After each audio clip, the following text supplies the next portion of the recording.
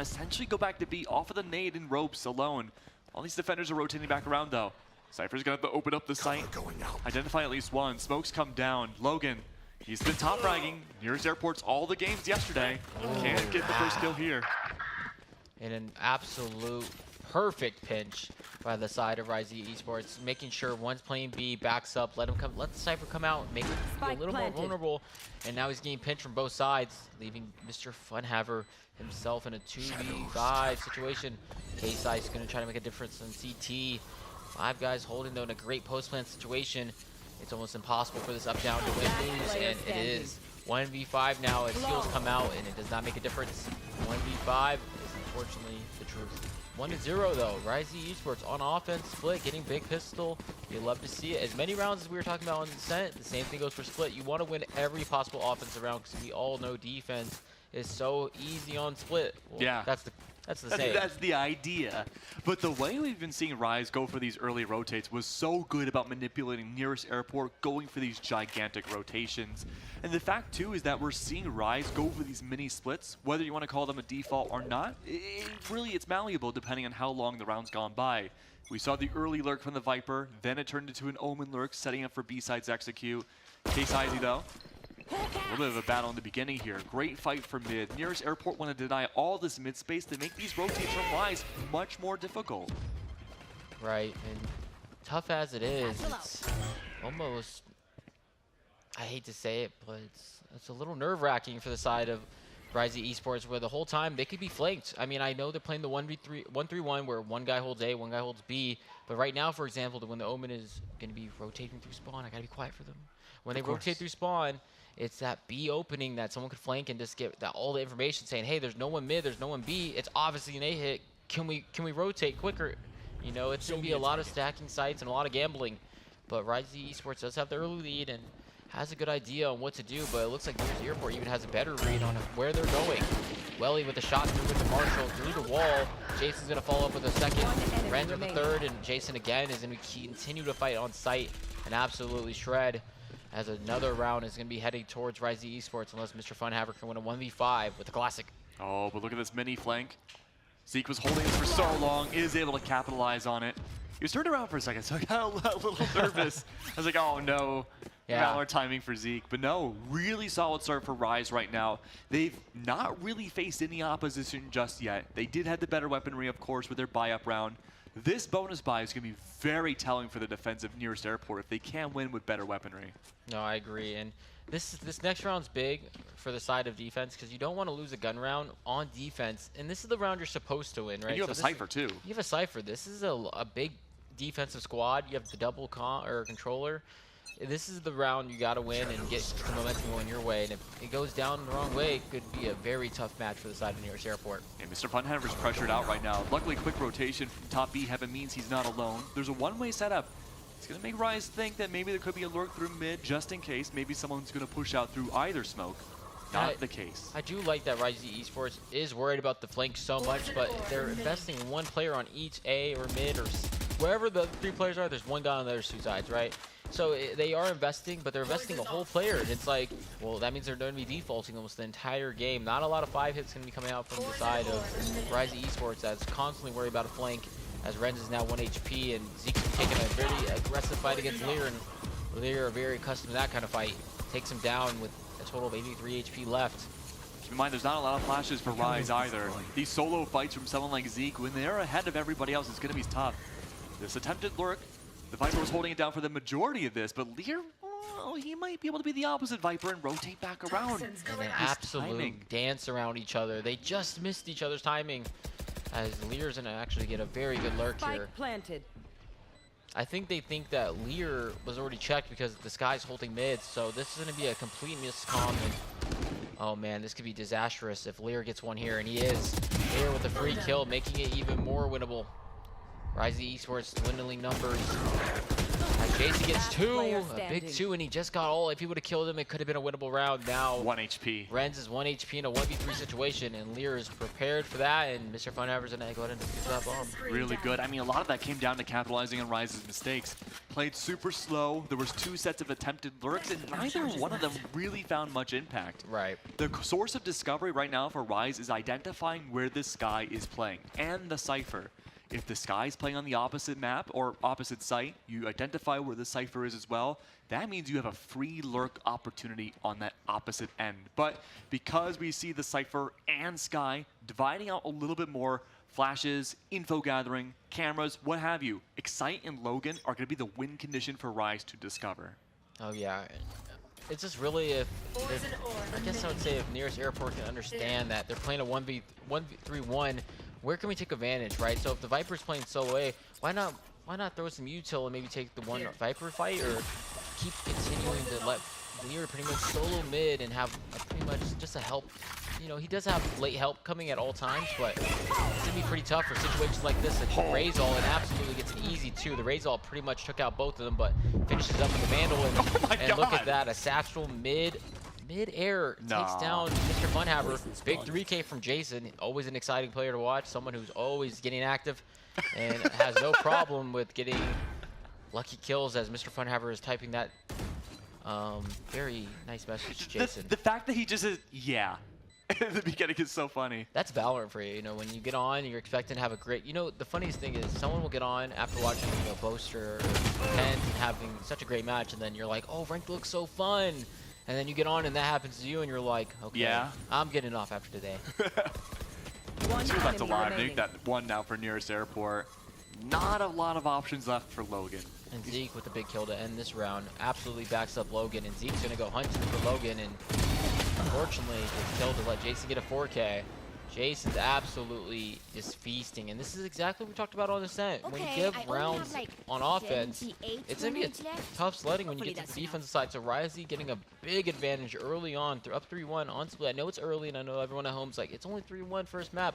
This is a big tell. You're going to have ults. You're going to have an easy round here, and then next round you're going to have ults. It's just so much to go through, and especially when you're on the defensive side, you got to get every round possible. So this is unfortunately getting a little more scary as Jason heats up. 9-1. Zeke, the ISO we were talking about, going 3-2. Should be I like this. See an ult soon. These 1-1-3 splits are pretty common when it comes to attacking on split. The timing of it, though, is everything. Skyflash comes down, information gained. Cypher Sky playing on the same exact site. Mr. Funhaver, he has a smoke down at B main. He's pushed up. Look at the left side of the map. Both players are pushed up, waiting to see if they can supplement any sort of anti-lurk. Zeke, look at that. That's where it comes into play. That secondary shot to give you a little bit of armor. I know he didn't get the second kill, but Zeke really had a second free kill there. Unfortunately, does go down. It is still a 4v3 though for the side of Ryze Esports on an eco round for the side of Nearest Airport. So it's going to be a little tough. Honestly, it is 4v3. They did get one, not enough, but Jason's going to try to farm here. Oh yeah, he's going to take a big fight here. Logan is a little prepared for the off angle, but not enough, as Jason's going to continue to make noise and let people think it's A, but it's really just a ploy. It's just to make sure that, hey, guys, it's A, and then realistically the bomb's game plan to B, and we're wasting 20 seconds on a rotate after. So no matter what happens to Jason, Jason has done his job completely to the T as he's heating up and farming Razalt again. He gets closer and closer back to Razalt. It's only been 4 rounds, and he's already almost had 2 Razalts. That just speaks to the level of how great he's playing right now. He's playing a Zekin right now. He is. He is a zoomer just like Zekin, and he's also playing like Zekin. To be fair, we're both zoomers too. Zillow gets a rotate through spawn, and of course Jason says, no problemo, I'm going to go for my 3rd. Yeah, I mean, right now, if you're Nearest Airport, your win condition shutting down Jason. 12-1. An absolute avalanche every single round thus far. And going back to what you said earlier, for Nearest Airport, you're starting off on the defense. You need to convert these rounds. You have an entire composition designed to slow someone like Jason down. The Cypher utility, the smokes coming out from your Viper and your Omen. It's designed to not be disrespected, and Jason right now is. He's taking way too much space. It seems like they're almost giving too much space to Jason, like too much respect. We've seen all tournament that, you know, Mr. Funhaver's NA's nearest airport has not lost a single map to anybody. And they've been pretty much running over everybody. Now, for the first time, they have a serious challenge in Jason. How are they going to respawn? And this is what we were talking about. When you know someone's on site, you get that ISO ult, it's automatically, even if he dies there, Zeke dies, they already had his body. So no matter what, the player on site is pretty much dead, making it even easier to take site if you're ISO. One enemy remaining. It looks like Rise Esports, Welly with a big 2K on the Viper, making it even harder for Mr. Funhaver in a 1v2. These two teams have duked it out plenty of times before, under different banners and names. Mr. Funhaver, though, trying to take the 1v1, succeeds, smokes the spike. He can go for the defuse, but he does not know where Relly is. He can take an accurate guess, but the sprays come through. Mr. Funhaver, patience in there. Wow, Mr. Funhaver with a big 1v2 clutch. He was early on fighting Jason through CT, through a flash, teleports over. I don't think they knew he teleported quite yet. Goes for a big 1v1, a little bit of a whiff by Jason, which is okay. He is 12-1, now 12-2. Unfortunately falls to Mr. Funhaver in a 1v1. And Willie had no choice. He was split up. There was really nothing he could do there. But when he did go take that fight, man, that was tough. He probably thought he was sticking the bomb, tried to go for a spray, and then nothing worked out there. Okay, there's the first Funhaver yell. Oh, there's the Production, can you do me a favor? Every time we see a Funhaver clutch, we just need to put the camera on him. Yeah. Yeah. We need to see the audience. We might need a counter. Yeah. Every time we get a Mr. Funhaver screen, just a counter somewhere, so we have a count. And I know everyone in chat is absolutely going to be counting with us. Great pacing change now. Jason's good for one. Immediately traded out. Funhaver alone on an island. He needs help, He does though. have Omen Flash here. He does. K-Side good to help out as well. And the dry swing is not paying off. This is the stall we were looking for. This is. And it's great to see both teams getting more aggressive and trying to figure out how can we stop this other team. And it looks like Tim was actually backing up his Sky, whose Sky fell down, but you know, an immediate trade by Mr. Funhaver, and they get another. It's 4v3 now. Oh, no, now they have a little Lear. bit of an advantage, and my favorite play, the judge and sit in a corner. Oh, you're evil. Oh, I do this all day, every day. Immediately it kills. So that's how you got Radiant. Oh, some people will tell you I literally hit Radiant by using it. A group of people might tell you that. And look at this, Lear absolutely masterful with the judge here. Good movement, good placement, understands when to turn the flash, and knows that there was only one player here left to pinch, and the entire team is ready for this. Oh, shots are out. Lear, well aware. Great strafe. Logan from behind to help out. Now, we talked about, you know, the first telling 4 rounds about how we think that's going to judge the pacing of a map, and it does. But this turnaround from nearest airport now, their ult cycling is looking great. We just talked about how stalling Rise is going to be the best thing you can possibly do. Shut down Jason early. Right here, that early trade, that told the round in its entirety. Now you have the Viper's Pit to work with. Now you have a reverse Raze ult to bash out on the opposite lane of a map to shut down any sort of aggression. Rise needs to play super patient this next round to figure out where Viper's going to play and wait out that Raze ult before they can execute.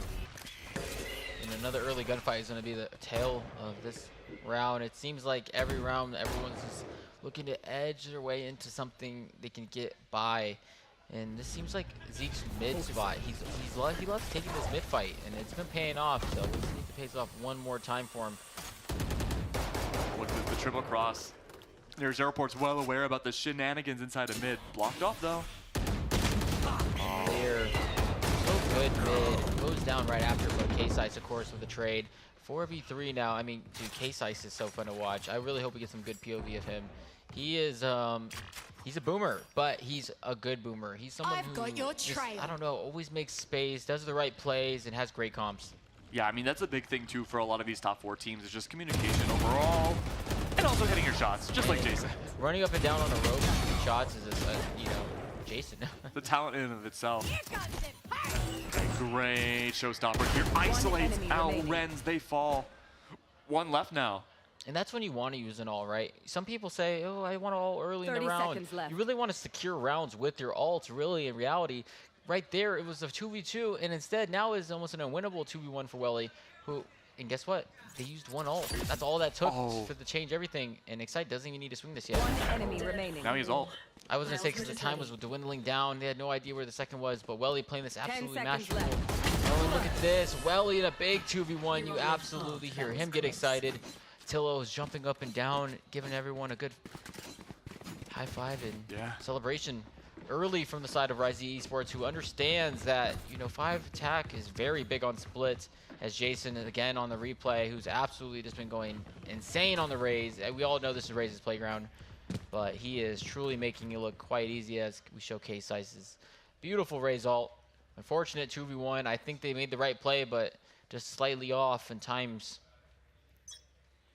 It's a good thing to note the pacing of Rise, too. They don't have a Cypher, so when they do swap sides, they're going to be playing just as aggressive as they are now. Yeah. Great info find out by Excite, but look at that soak on the other side of Sewers. They almost just walked into a trap. But luckily, they backed away just in time. I think K-Size had a feeling that they were just defaulting like they've been doing all game. It's like, I can't go too far, but we will try to make a difference. Too quiet. Oh, yeah, a little too quiet for my liking.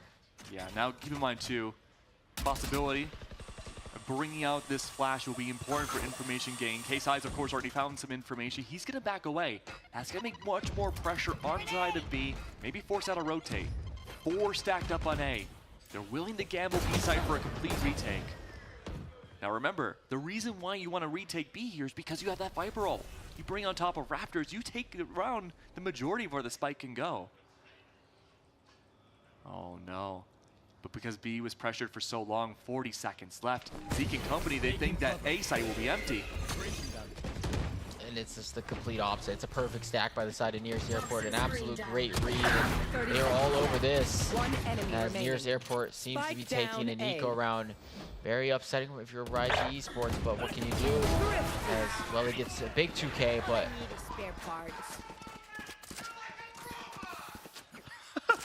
as Mr. Funhaver lets Jason know that his satchel movement is like a robot. Very interesting, you know. I mean, to be fair, that robot got that 3K. That robot is 15 and 5. Yeah. I wouldn't poke the bear anymore if I'm anyone. I'm not talking to Jason's the last guy I'm talking to at this moment. I would like to talk to anyone else before. Oh man, but now there's a big problem for Rise. The Rifty round was won against them. Their weaponry's not great. Your best bet right now is to bait out those 2 ults. The Omen ult, maybe not as impactful as other maps like Split, but getting rid of that Viper ult here with a force buy would be so good. Logan, catching on at least 1. Robot down. What about the others? Yes, Logan. He's just able to stack up his utility over and over. That was absolutely beautifully played by Logan. Perfect satchel. I mean, obviously good satchels by Jason, but I don't think they thought Cypher would be playing on the same side. He won A last time, and an absolute perfect read by the side of Nearest Airport. Whoever IGL'd them to victory there. Great setup. Logan switching to B was the absolute key. Gets an easy 2K, making the round impossible to win. And now an immediate timeout coming out from the side of Rise Esports to talk about how can we get back to what we were doing early on in the game. I mean, I don't think Rise are necessarily doing anything wrong per se. It's just that their timing and generally taking fights have been a little inopportune. A lot of what we're seeing right now, especially later into a round, is circumstantial. And when it comes to raw gunfights, really a 50-50. No, I agree. And it's more who can take that early gunfight and actually get out of there. Yeah. I think Rise right now, if I were Christian, I'd be trying to capitalize on mid more, see what we can do to like definitively take it rather than just poke, drain util, and rotate. Because we're getting to a point now where Nearest Airport, they're not really wasting a lot of resources holding mid anymore. They've acquired a critical piece of the map. Rise are struggling to take it back.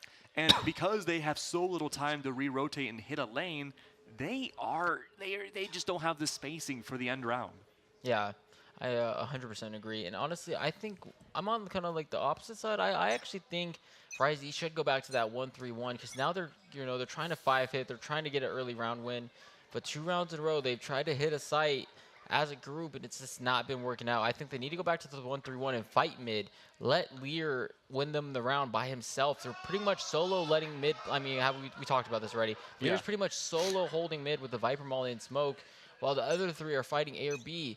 And it's just a guessing game if you're Rise Esports. They do go back to the 1-3-1.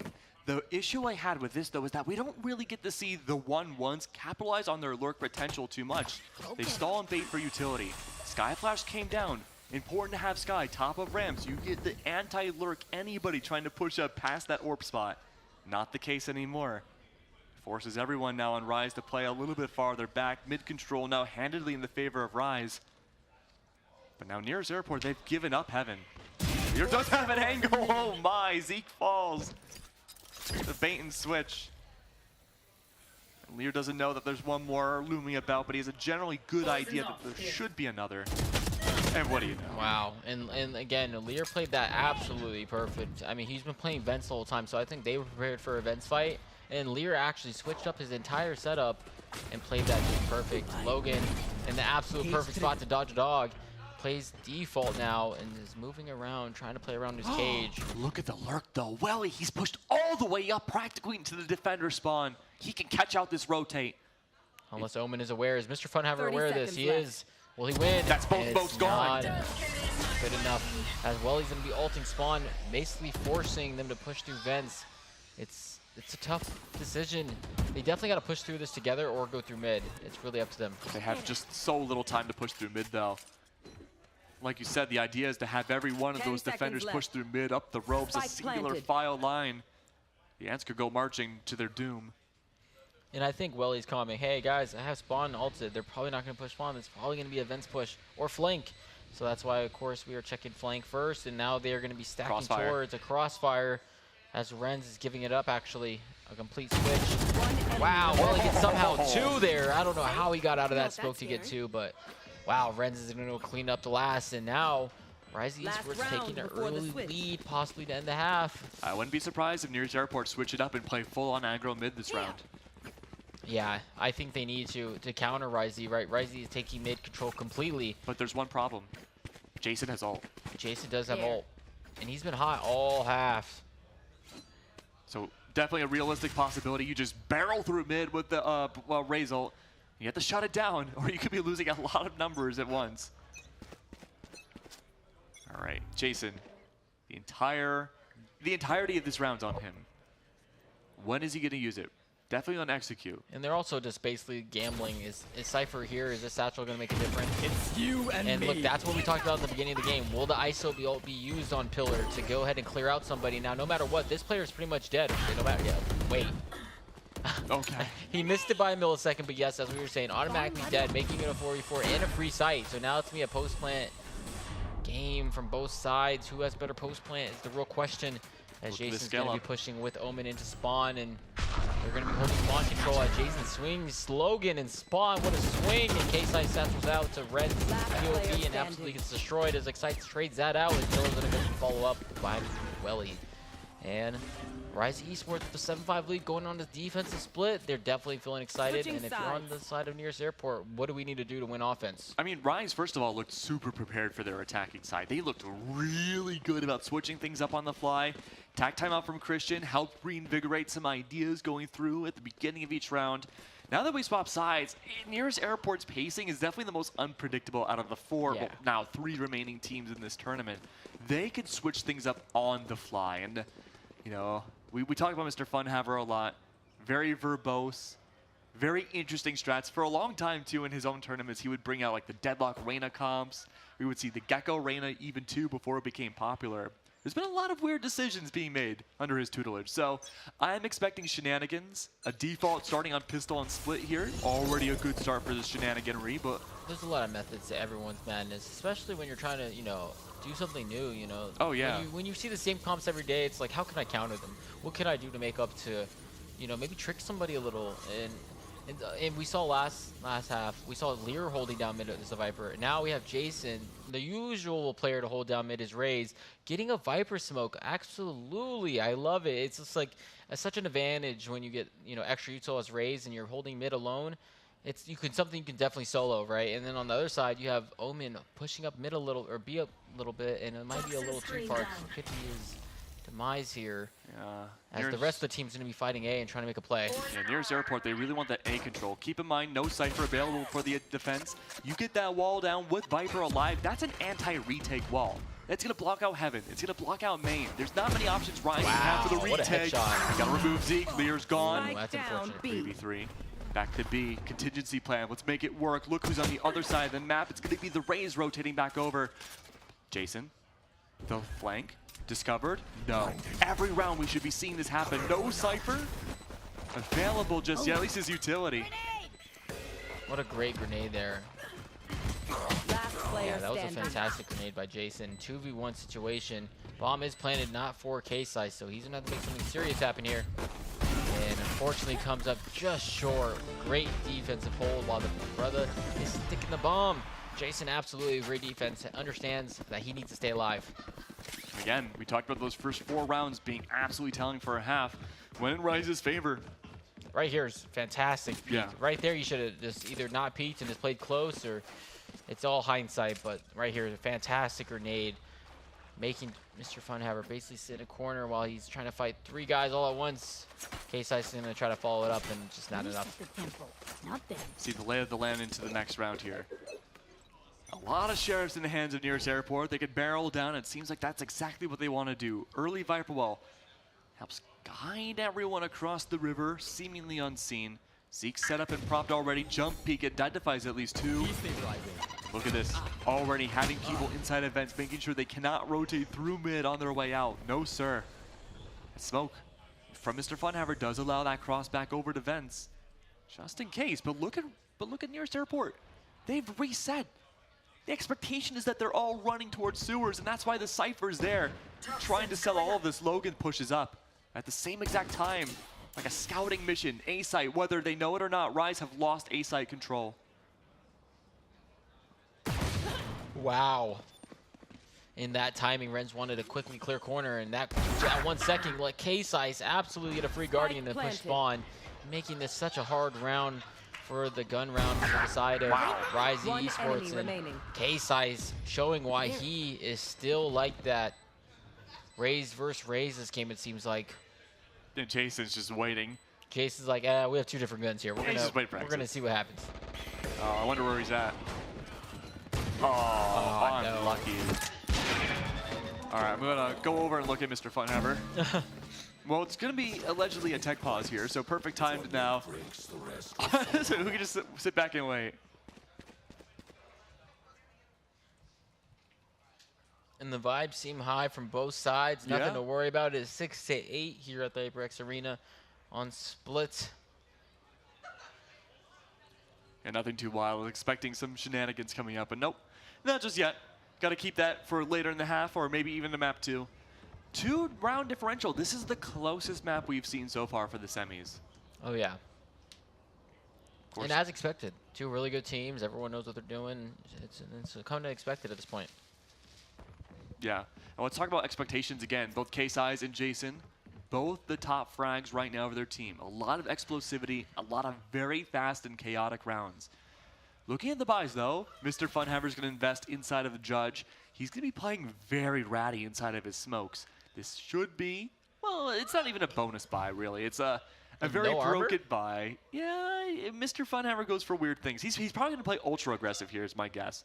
But no armor is insane. Just because they all have armor and they all have guns, they have so much money, why not buy armor? Maybe he just hasn't bought it yet. Could be the expectation that he's going to entry, maybe top A heaven with the smoke. Shrouded step, Judge people at heaven. Oh, he got the armor. He's just going to go for the lurk. Thank God he got armor. That scared me. That would have scared me. See, I was thinking in my mind, like, okay, he's going to play very sacrificially. He's just going to run it down with the Judge. Why spend the extra 1,000? All right, we are back now. Tech no longer in play. Rise have the right idea of holding down A-site. They need to disrespect this Viper Wall, or it's going to be abused by Nearest Airport every single round. Zeke and company, of course, no ghosts available, no tracers that cannot be seen. Need to just shoot through this wall or straight up push it. But there's no spike dedicated either for Nearest Airport. A true default coming out for the team. Really experimenting to see where this broken buy of Rise can possibly go. What makes them tick? And we talked to Mr. Funhaver yesterday. He says that this first map in a series is very important to see the tendencies of his enemy team. Where do they like to tick? What can they do? This is a round where you get to experiment and see. If you do nothing, does a team without a Cypher or a Sentinel push up aggressively like you would think? Or are they going to be patient and wait? It seems like all 10 players are just patiently waiting for someone else to make a mistake. Literally at all angles, all 5 are holding on offense and all 5 are holding on defense. And unfortunately, for the offensive side, they don't they don't have to defuse a bomb. Yeah. They have to just basically go plant it and play good post plant. But for the side of defense, you're just like, hey, if you guys want to sit on offense, we have no problem sitting either. Keep in mind, too, information gathering is lackluster for both these teams. At best, you have Sky, Utility, and the Dog, right? You might be able to find some information, but you have to call it out to your team. Nothing's approximate and through the walls like a Sova. Jason has a big push up here. Attempted lurk through mid, still unaware about the A-side execute that comes out here. K-Size does not know about Zeke. And he did not check. We talked about this yesterday. I knew he's going to watch the VOD. And I really hope he starts clearing his corners. That was twice now. He's not cleared his corners. Saw that on Icebox. Oh, yeah, we did see that on Icebox, and we talked about that. And he said, I promise next time I will clear the corner, and he just lied to me. And you know that Icebox map? That's the only map Rise has lost this whole tournament. Wow. As Excite is going to get this bomb down somehow. Nearest Airport still in the fight. It is a 3v4 with their Sky has 1 HP. They're going to be looking for a big time fight here. Information's gained, 2 pushing up alley. Where's the last?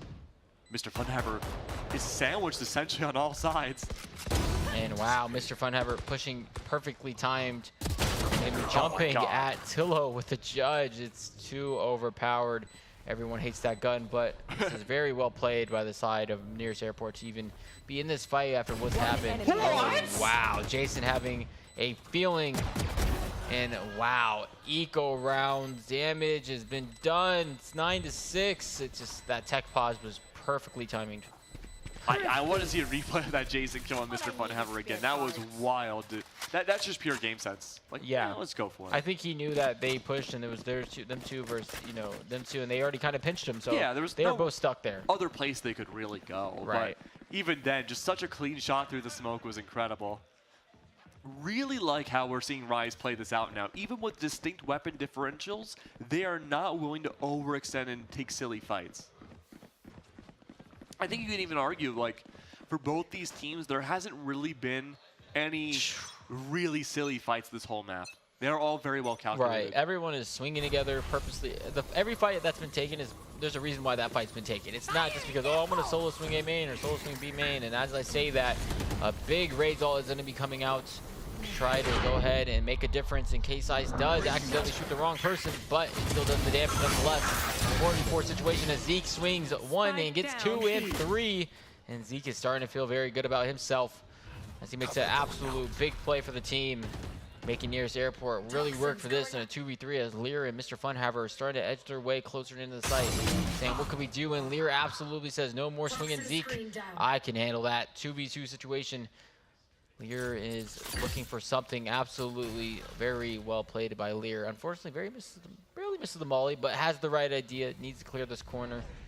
Bomb is not down either, so big question marks coming into play on what we're going to do. Ooh, good blast back into that smoke.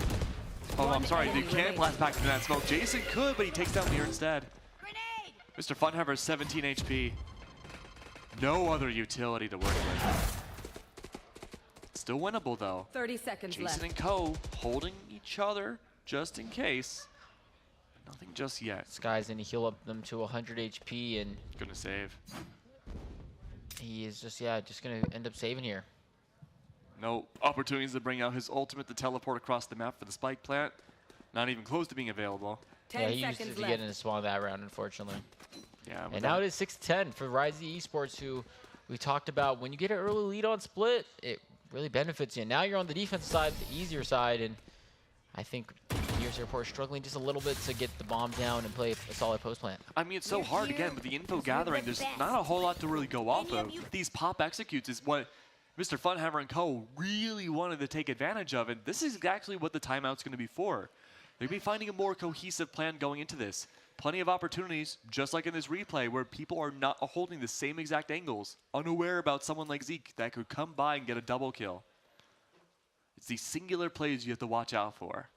100%, yeah. And I think in this timeout, I think they're going to be talking about, like, guys, they're simply playing better than us. They're doing everything smarter, faster, and stronger, and playing more, honestly, as a unit than the Nearest Airport squad.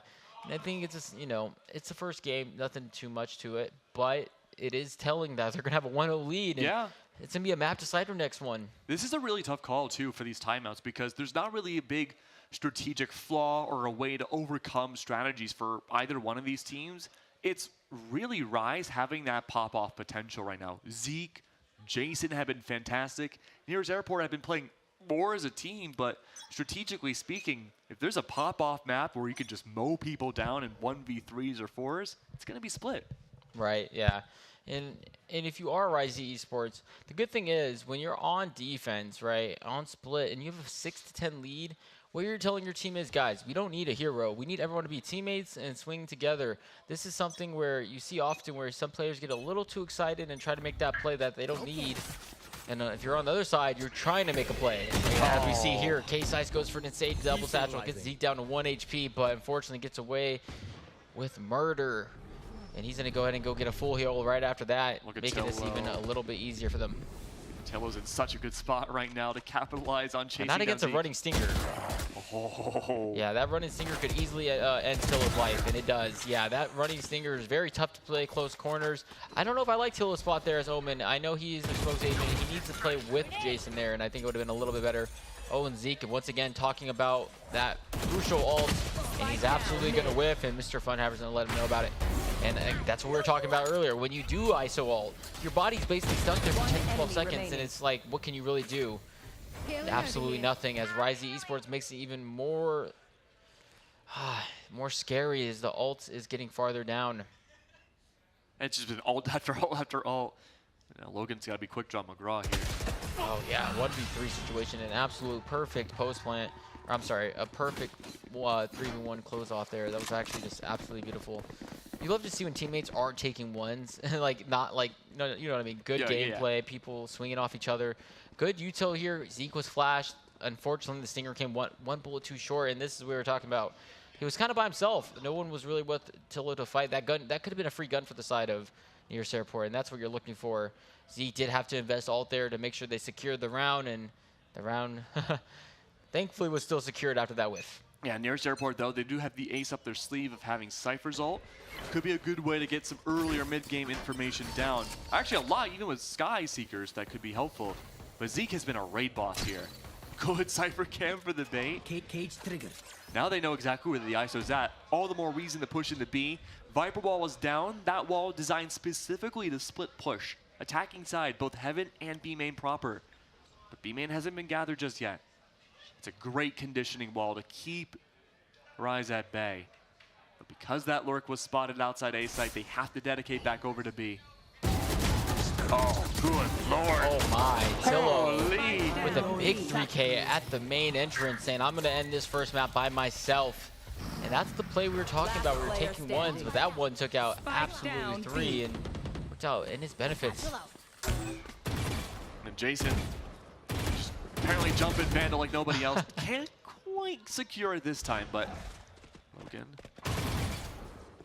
1v3. Even a double swing could help even things up if he can get 2.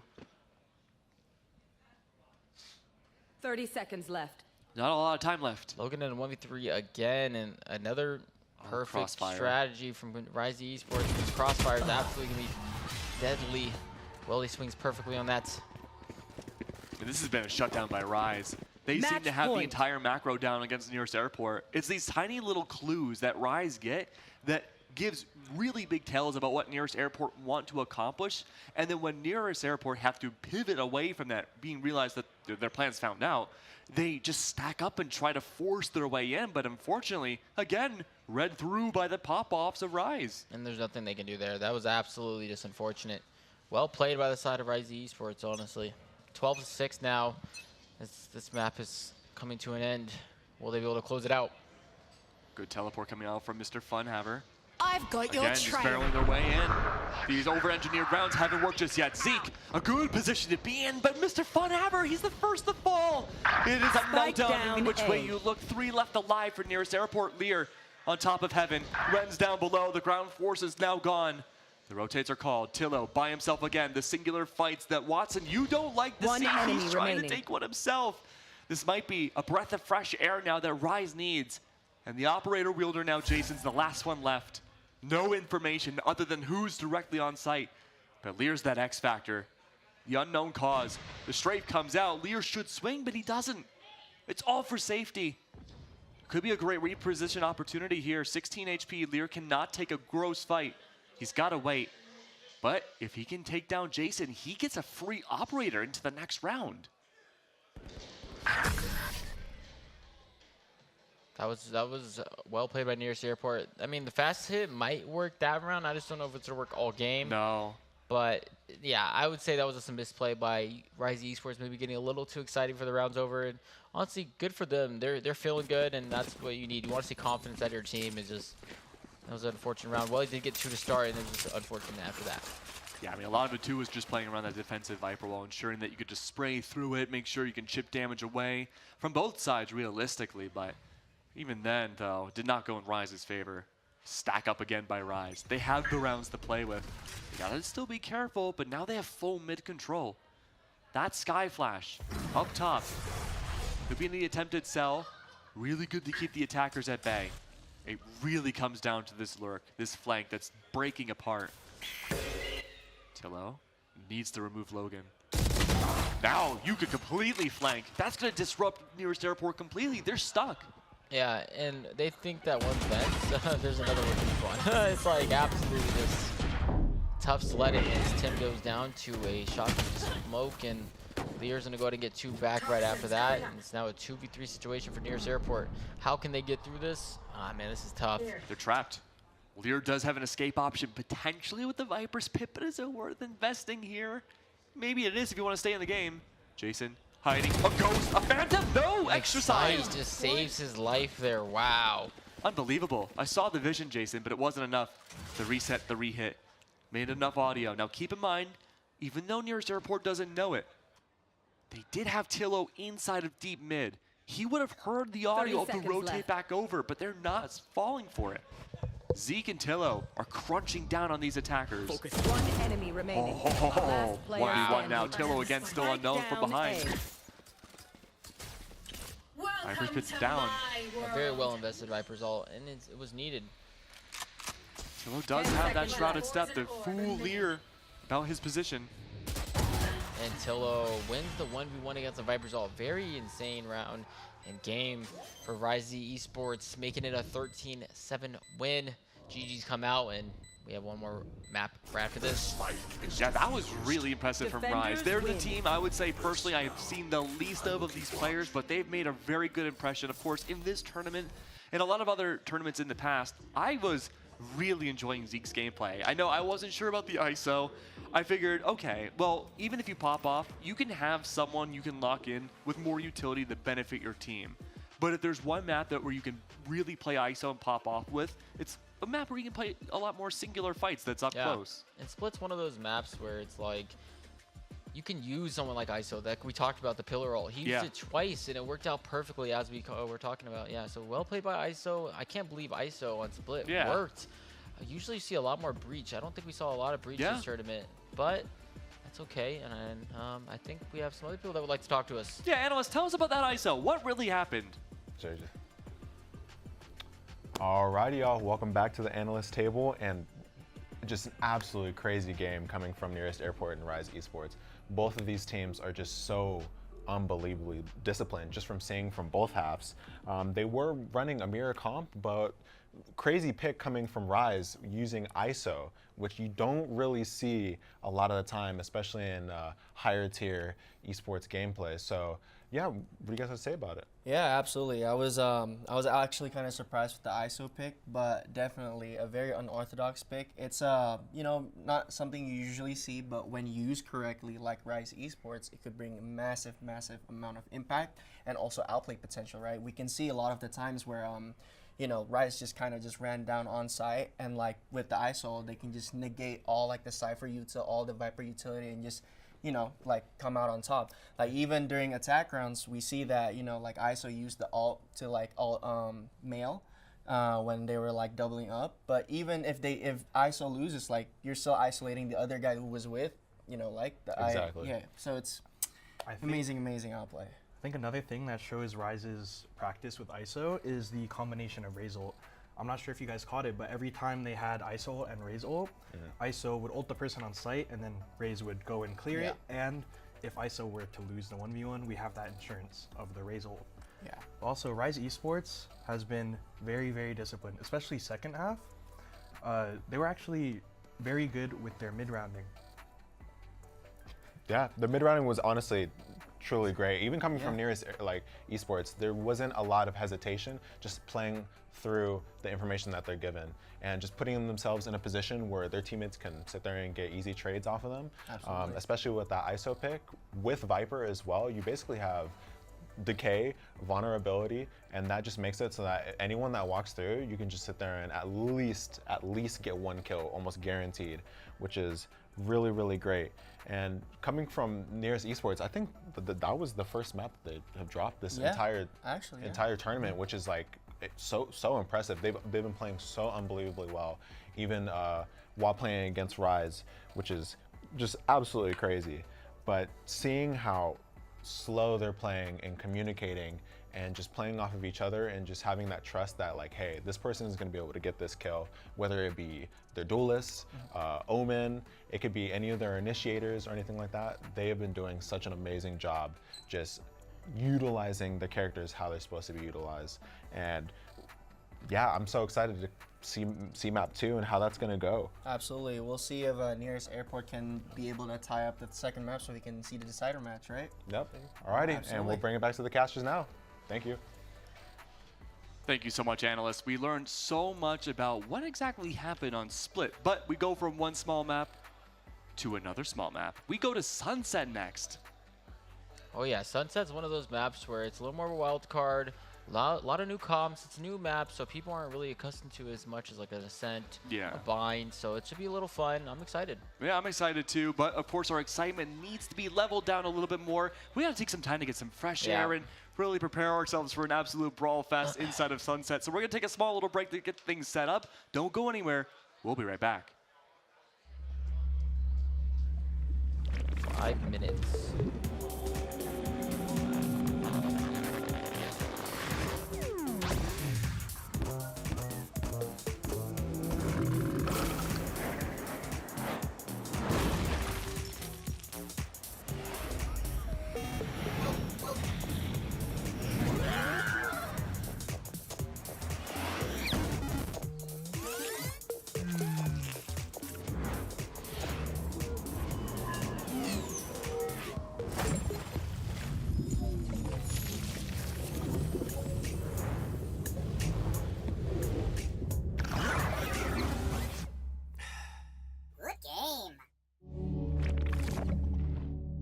I'm considered one of the best in the world.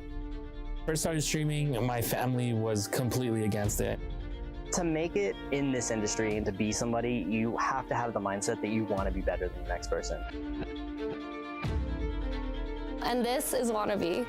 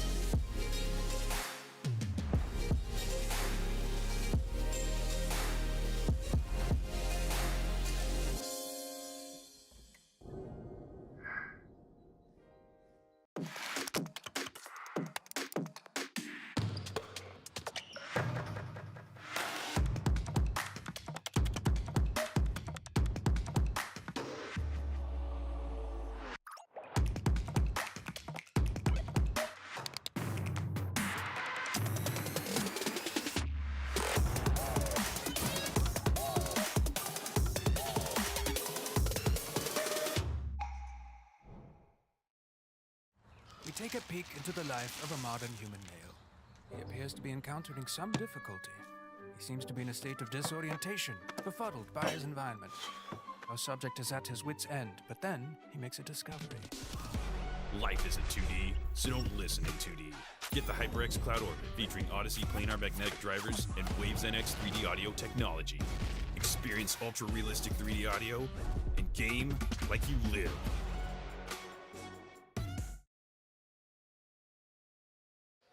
Sunset! Sunset is where we're heading to next, and it could be the place where one of these two teams sunsets out of the tournament. My name is Kang, and I'm joined by Watson. Thank you, Watson. I appreciate you. But, I mean, we go from one small map to another. At least one map that was small had a lot of elevation. Sunset, not so much.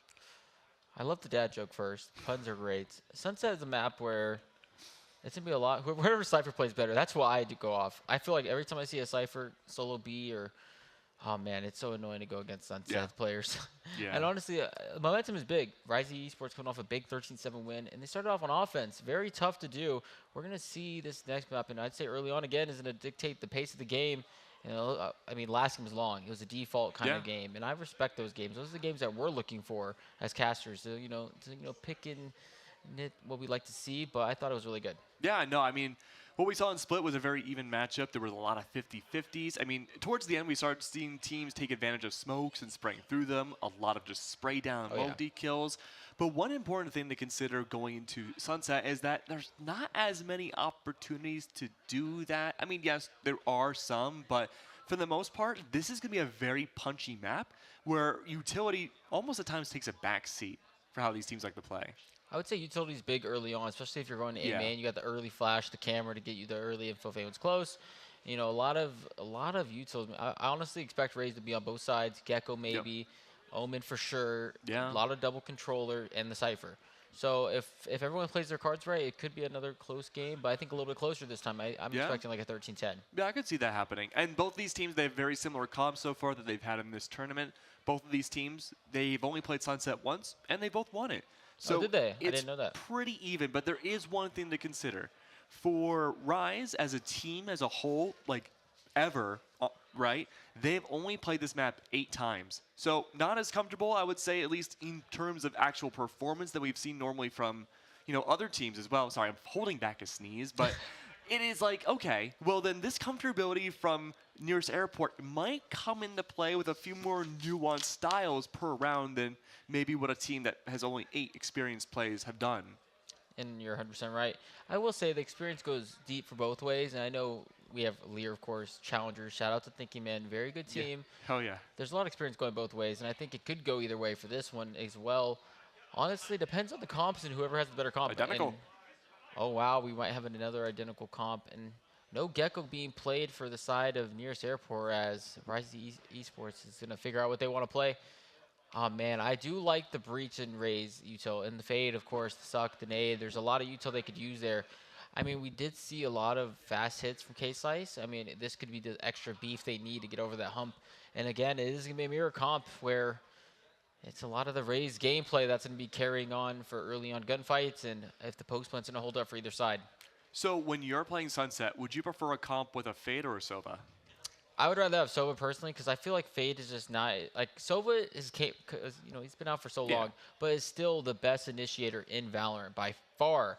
Really? Oh yeah, by far. I think it's not even debatable that Sova's best initiator. I really feel like you can play Sova on any map as solo initiator, and that's gonna be your best chance rather than having someone like just a Fade. If you just have a Fade, I mean the eye gets shot so fast. There's only so many lineups you can know. I mean, the dog is so short and it's so easy to kill. Just, it's not the same as a Sova drone. Gets a lot of info in space. The dart, of course, clearing out as much as possible. Shock darts for post plants, trips close. Sunset is a huge map for Sova because if anyone plays with a trip close, you could just lose the trips that way, or the Raze grenade can be invested into the Cypher trips. Yeah, it's really weird because in the beginning of Sunset being released, a lot of teams refused to play Sova. It wasn't until Tier 2 Challengers China started finding lineups with Rare Atom, with that Sova, was where we started seeing that adoption come through in other regions. But back to the basics here. Big trap-style plays coming out from both teams. At least there is some benefit from the Raze nade into the C's, right? Like, you can just lock down those attackers. Yeah, no, and you're 100% right. I just think Fade, is going to have to be used perfectly. Or whoever uses Fade better is going to win this map, 100%. It's going to be the Fade difference. Because Fade's one of those agents where it's either going to make a big difference or no difference in how the game's played. And we have two really good Fades here, going to be trying to do everything they can to help their team get the edge as we kick off map 2 at the HyperX Arena. Such a good time here, always. Oh, yeah. This place has been more and more amazing every single time I've been here. Standard hold, though, from Rise. Starting off, no mid-control early on. There is going to be the peek coming through inside a marketplace. Zeke is about to have a very bad day. Oh, okay. He's going to spot them and say, hey, guys, I know where they are. I'm backing up, though. Yeah, there hasn't been a rushdown just yet. Nearest airport still waiting around inside mid. They're going to readjust, though, and go back to A side. They're pinging it through. The stun's going to take over elbow control. And Jason, he may be facing a 1v4. Let's see what happens here, though. Stun may have come through. Jason is yet to move. Maybe not just yet. That eye is still available, though, for the Fade. Jason's swinging, waiting for the stun. Make sure someone was there. Full A-side control, still in their favor. Has to hide. And a right click right there hit Logan in the head somehow. Logan has 1 HP. Good raise util to go ahead and push them back a little bit further as they are going to have to retreat immediately. And while their 4 are fighting A main, Tim is basically just holding mid and holding that space, making sure no one can flank. And they really don't have any info anywhere other than A main presence. So their course have 2 on A main as a defense. And the rotate from the other side is actually going to be paying off. As then I say that, the Caster's Curse, Tillo and Zeke are going to be swinging out of the smoke and getting big kills as Ren's going to go follow up in that with absolute dominance. A big 2K out of him. And of course, Tillo as well, finishing up with another 2K. Wow, that was an incredible fight from Ren's. I mean, yeah, taking 2 one-taps straight to the head of nearest airport and sitting them down. Again, pistol round they won. They won pistol round last game. And they are on defense this time, so it's a little bit of a flip-flop. Last round you start, you're on offense, and now you're starting on defense with momentum. Well, they can momentum carry on until this game. I would hate to see it if you're a Funhaver fan, but it's still long game. Absolutely. That was a really engineered round, too, from nearest airport, having that cross of the Meridian down from tiles back over to Marketplace. But when it comes down to these crossfires and the clutch potential that Rise has, they've been yet to be matched. Maybe Van Lin's the only team that can come close. Renz, though, great denial early on. The spike is immediately lost in the opening pick. He's forced to dash away. Literally, no jet dash. Okay, Saizi, almost by themselves. They do have Breach to potentially help out here, but Zeke's on the other side. He's the secondary force as a teleport comes through. Logan's not ready, and that's a meltdown for Rise. Hey, you know what I'm saying? If I'm Rise Esports, 11 more. Yep. 11 more. Yep. And we're on to the finals. They're thinking about a rematch they just had last week against Van Lin. Yeah. They're hoping for the rematch. That Van Lin got the best of them last week, and I think you had some insider information. Yes. You want to go ahead and share the tea? So the tea is that between the 2 owners of Risey and Van Lin, okay, if and only if they both face each other in the finals here, the winner will get their own team logo tattooed. Oh, stop. Yeah. Wait, the other owner's tattoo? No, I had to clarify. Like, okay, so does Risey get the Van Lin tattoo? They're like, no, we're going to get our own logo tattoo. Oh, okay, own logo. It's whoever wins. Okay, I respect that. That's still cool, though. And a lot on the line if you're getting a tattoo that's permanent. Yeah. I mean, if you are able to win that much money, was it $3,500 for the first place? I mean, I think it's worth celebrating with a tattoo. Oh, yeah. I wouldn't mind a tattoo of my own. Do you have any company. tattoos? I have a small one, and that's it. It's super small, yeah. Nice. I'm not huge into tattoos yet, but I imagine myself later on definitely. It's a big emphasis on yet. Yet, yes, of course. I mean, you're in Vegas. You should get one, Yeah, 100% I agree. Oh, Zeke is getting pressured out here. He's able to bring down that one-way smoke. It worked for a little while, and he's able to tank that stun. Zeke, though, doesn't have many other options. He can maybe take a fight, go for the shrouded step, but he's got to be very careful. And, well, Lear was there with the advantage. And Lear with a great entry on the fade there, taking down Zeke, making it a 5v3. Almost impossible with marshals in hand, but they're going to try to make some kind of damage here for the eco round. This is very similar to last map. They were down or up 2-0 and got some good eco, and let's see if they can repeat. Logan's in a great spot right now. Double cyber cages. Risey, they're just looking for some sort of opportunity to break their way in, but they don't have smokes. Mr. Funhaver can block off this entire lane, though, with his. He's got 2 to work with. At this point now, if you're Ryze, you're looking for exits. A great bonus buy. Well, actually, maybe not so much of a great bonus buy. You didn't take down anybody. Man, I just Never say that. mind. You caster jinxed them. Oh, man. They're going to watch the VOD back and say, Keg, why'd you do that? But the damage is done. It is 5-3 for that round, and that will be just enough to make this a little more easier when you get on to that next round. And I mean, we saw the angling coming out too from Ryze. They were well prepared to remove a lot of these early guns from Nearest, but again, just having lackluster weaponry compared to that fight between Lear before, it could have been enough, but now that we get to see better weaponry come through on both sides, this will be a very different story. Interesting thing to note, Jason, operator in play now, won't be playing nearly as aggressive as we had seen on Split. He's going to be locking down elbow again.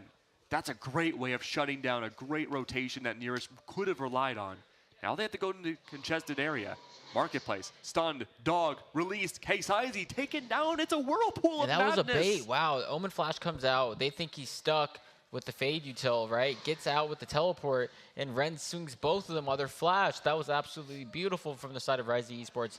Very well telegraphed and played. And look at that, Zeke, the one who teleported away, is still finding value, gets one, gets traded out by the opposite Omen of Mr. Funhaver, making it a 4v3, trying to make this a more winnable round. Flash comes out, good eye to get info, and they're going to be triple swinging door right now as they see nothing. Oh, Neural Theft is out now. Going to be tough for Nearest Airport. They're already down a body, and now full info against them. Bomb is planted in the open, so a good pots of spam if played incorrectly by Ryze Esports. Was that a Rolling Thunder? No, that was a stun. I was going to say, this early? No way.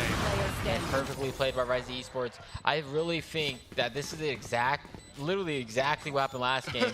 Only other change is now they're not on offense or on defense. So these rounds are just as crucial to Ryze Esports. They want to get 7-10 here. I know that's a little bit out of the ordinary, but 7, you know, it's still a winning half. This is an offensive map in my opinion, especially how big it is, how much room there is to work. The lurking's always big up mid.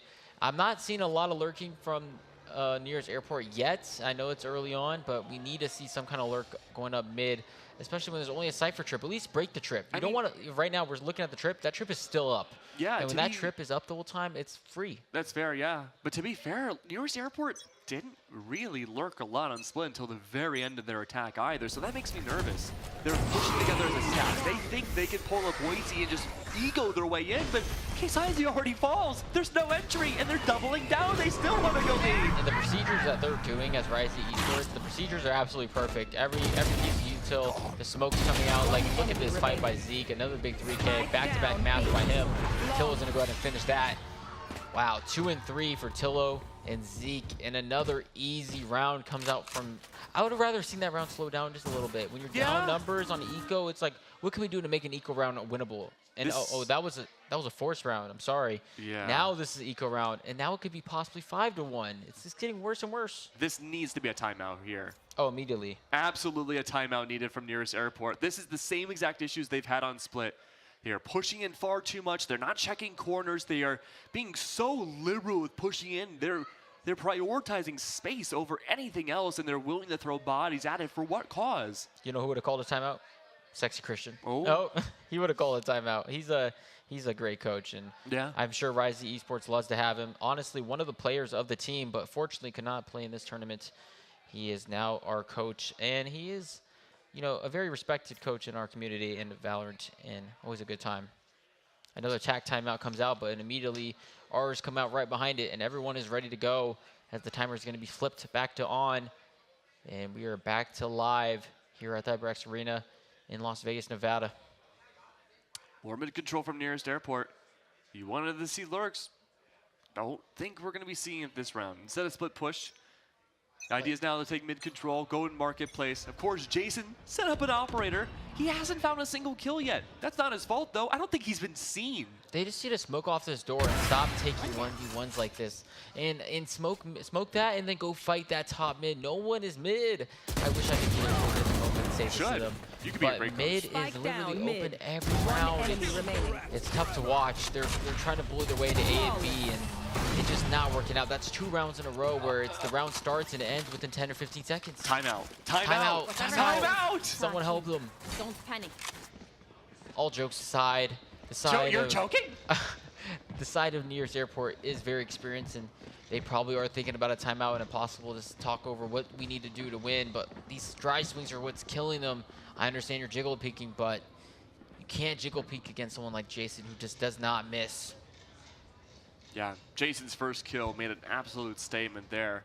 Forced by yet again, ult cycling looking great for Nearest Airport. They are doubling down again with the same marketplace push. You saw the pings, but now they're slowing it down using more utility. It's They're almost like split. The 1-3-1 is what we need to see. The A's being held down so properly by Zeke and all the great util they're getting, and now Cypher's flipped to A. It's like, what's open?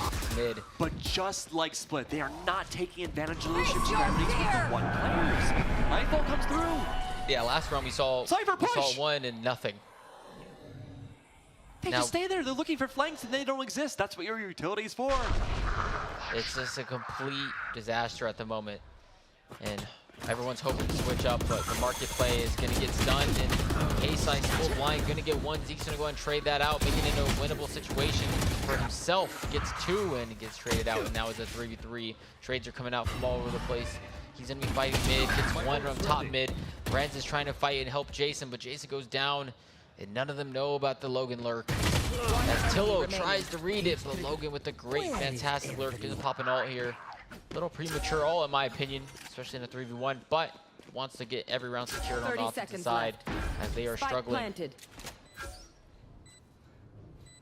Logan, though, with that very late lurk, was able to make their way in. Honestly, not as many bodies lost as I thought there would be. But Renz is a scary foe to be reckoned with. Oh, yeah. They've dedicated so much against him here. They divide him out, but little do they know this could actually be their downfall. Renz's positioning. He might be able to take these fights, but no, Mr. Funhaver's there. That could have turned into a disaster. Tim is now out of his chair, Mr. Funhaver. Yeah, Mr. Funhaver's out of his chair telling Renz, his buddy, of course, you can't peek me like that. And he can't. You know, that was a big round win, and that's what we need to see, mid fighting. And what happens? They fight mid, they won. It's like, it's almost like that's their way to win. Yeah, I mean, right now, Nearest Airport need to start taking advantageous fights. The issue with Rise is that they are able to manipulate their environment with utility to make sure any fight they take is advantageous. All right, K-Size is going back in, stunned. And now they're going back to that A-hit. An aftershock, no less, a dry swing. All the while, at least they pressured them off. This is what we need to see from Nearest Airport. Jason's flushed away. Oh, Welly.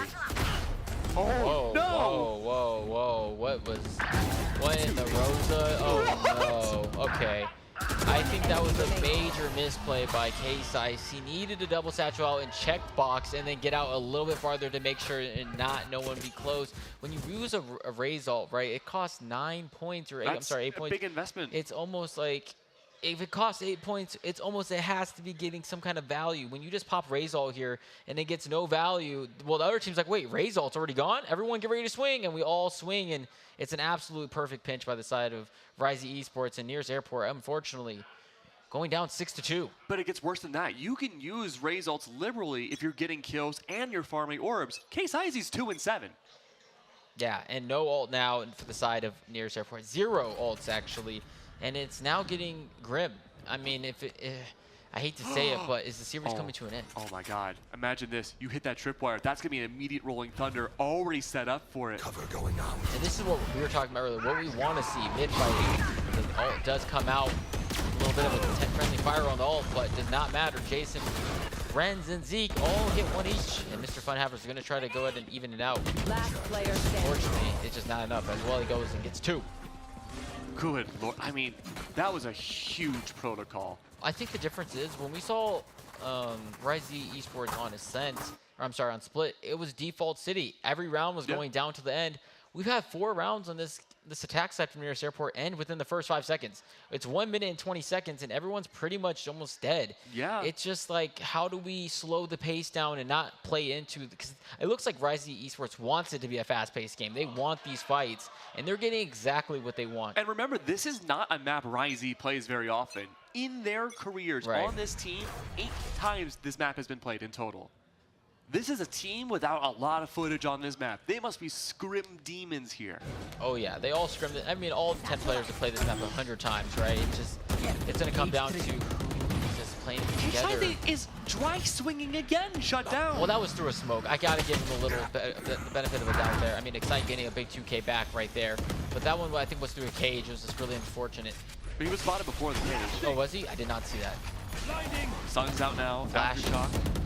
Flash done, Aftershock, and Renz has had no problem getting those trades. And Welly and Renz have been the anchors of this team. And being, I mean, I understand Jason's been having big games, but just being overall reliable. Welly has been all series and all tournament long. Welly, man, such a great kid. I mean, we met him last night at dinner, and he was just such a fun personality, really big smiles, always, you know, a good vibe. And he seems to keep a good footing into the series. 8-2, how do you feel about the series? Do you think it's in jeopardy? Yeah, I do. I mean, I hate to say it, but it really feels like Nearest Airport. They should have gone for a timeout a long time ago, but it just feels like the pushes and the execute potential is very linear. They just want to brute force a site. We're not even seeing lurks anymore. The last time we had a successful round coming out from Nearest Airport, they sacrificed a lot of fights in mid to have Logan push up in the B, and it worked.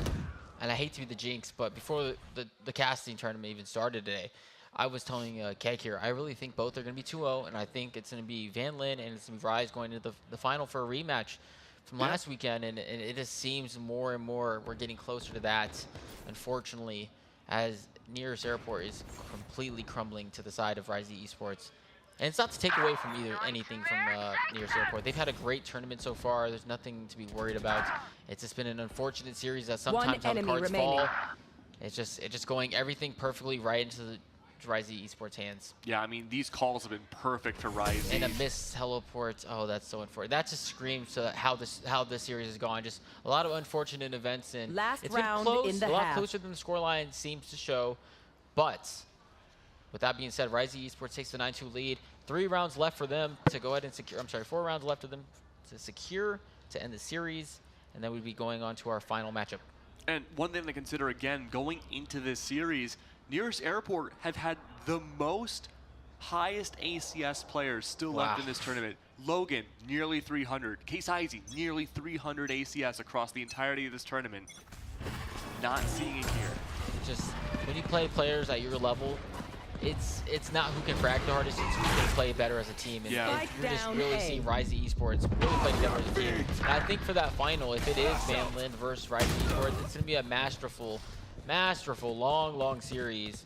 And I'm excited to see it. Right now, big aggressive push through A site. These are the rounds where we see the most confidence from Nearest Airport. Logan's going to run away. He found information. There's a flank. Renz, double cyber cage. You can divide it out. Wait for your ult. Gets at least one. The trades are there, but this is looking a little disadvantageous for Zeke, but he's been able to do heroics. He's baiting himself out with the pings.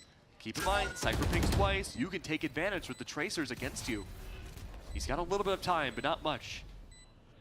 Not much information also about if anyone's inside of elbow. It's a 3-way crossfire against Zeke. A firing squad. And at this point, he knows it's not winnable. It's more how can I troll them? Yeah. You can't even really look for exits here. It's not going to benefit you other than padding your stats. He said, my VLR, I know her. I'm not going to mess it up. I am VLR. I am VLR. And absolutely does help his VLR. 9-3 lead now. Going into the half. It's like we talked about. You want 7 to 10 rounds on that defensive side. Exactly what we were looking for from Rise Esports. It gets 9 out of that 10 that they needed. And now when you're going to that pistol, it's almost like all the weight has been lifted from your shoulders. The confidence is there. You know, everyone's mental's high. Everyone's already kind of thinking about that next series. Honestly, if you want to know the truth. Yeah.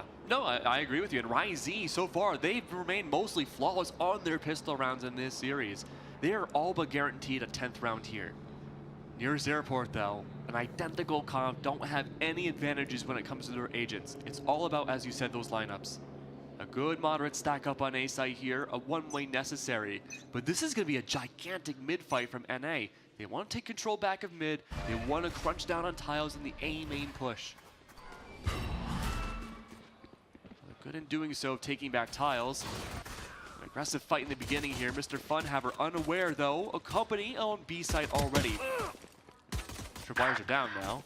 And Tillo and Renz are sitting in spawn waiting for K-Size. I think K-Size was with Lear, and Lear kind of left him behind. They absolutely let Tillo go ahead and get a huge pick. And gonna go ahead and get 3 now on the round. And a complete perfect push and pinch on the side of Esports, taking down Nearest Airport. And Lear left in a 1v4. Goes in and get 1. Look at the mad dash. He needs a jet dash and Phoenix Ult and all kinds of things to win this round. Tillo is gunning to get back into Lear. 22 HP, a single bullet will take him down. Good eye, 14 HP though on the enemy fade. One enemy Wow, remaining. and Lear with a big 3K 1v1 situation. He's gonna have to get half here. Does Belly have a stun? No. It's at half. Oh, Lear tried to duck and dodge. Again, so far flawless this entire series on pistol rounds. The buy-ups all of them, all the pistols. Yeah. They dominate. It's like they practice pistol round to the T. Yeah, I mean, look at Jason, 3 kills on the Raze, but he's doing his job entering, playing good defense, knowing when to use util, and setting up his teammates. Just as much as an initiator can set up a duelist can set up the rest of the team to fight perfectly. Absolutely. It's really showing. And I said going into this matchup, this would be gunfights first, utility second, but really both these teams have different mantras. It feels like Nearest Airport are looking to take the fights first, utility second. The Rise are finding a lot more impact using that utility first to really change it to their favor. It works well for K-Size here. That's a good start for these defenders again. They're kind of mowing the grass just a little bit more. Mr. Funhaver, he dodges out of the way, but again, a desperately needed force buy doesn't end well for him. And look at Renz. I know. Perfectly, getting the breach aftershock there from his teammate. Goes in and fights with Welly, and good util all around as this round gets a little bit closer to the end. One enemy remaining. Huge round, a good save from Nearest Airport. Big thrifty. A huge thrifty. So now, 4th round gained. How likely is this the snowball effect to bring it back to 10? Oh, I think we're far from seeing that. They need to get to like 8 into 10 for this to be a winnable match. I don't think even Rise Esports is too worried about this. Upsets happen, thrifty rounds happen. Everyone loses ecos, even the best of the best. Nothing to worry about. Just pick up your head, save next round, and then get back to winning. Maybe farm some ults. You have plenty of time. Go back to defaulting. If you notice, that was the one round they really kind of ran it down, similar to to Nearest Airport. Similar way they were fighting offense, and that didn't work out for them. So it's kind of like a tale of both offenses, where they're trying to do fast pushes, not working, and immediately going back to defaulting right after.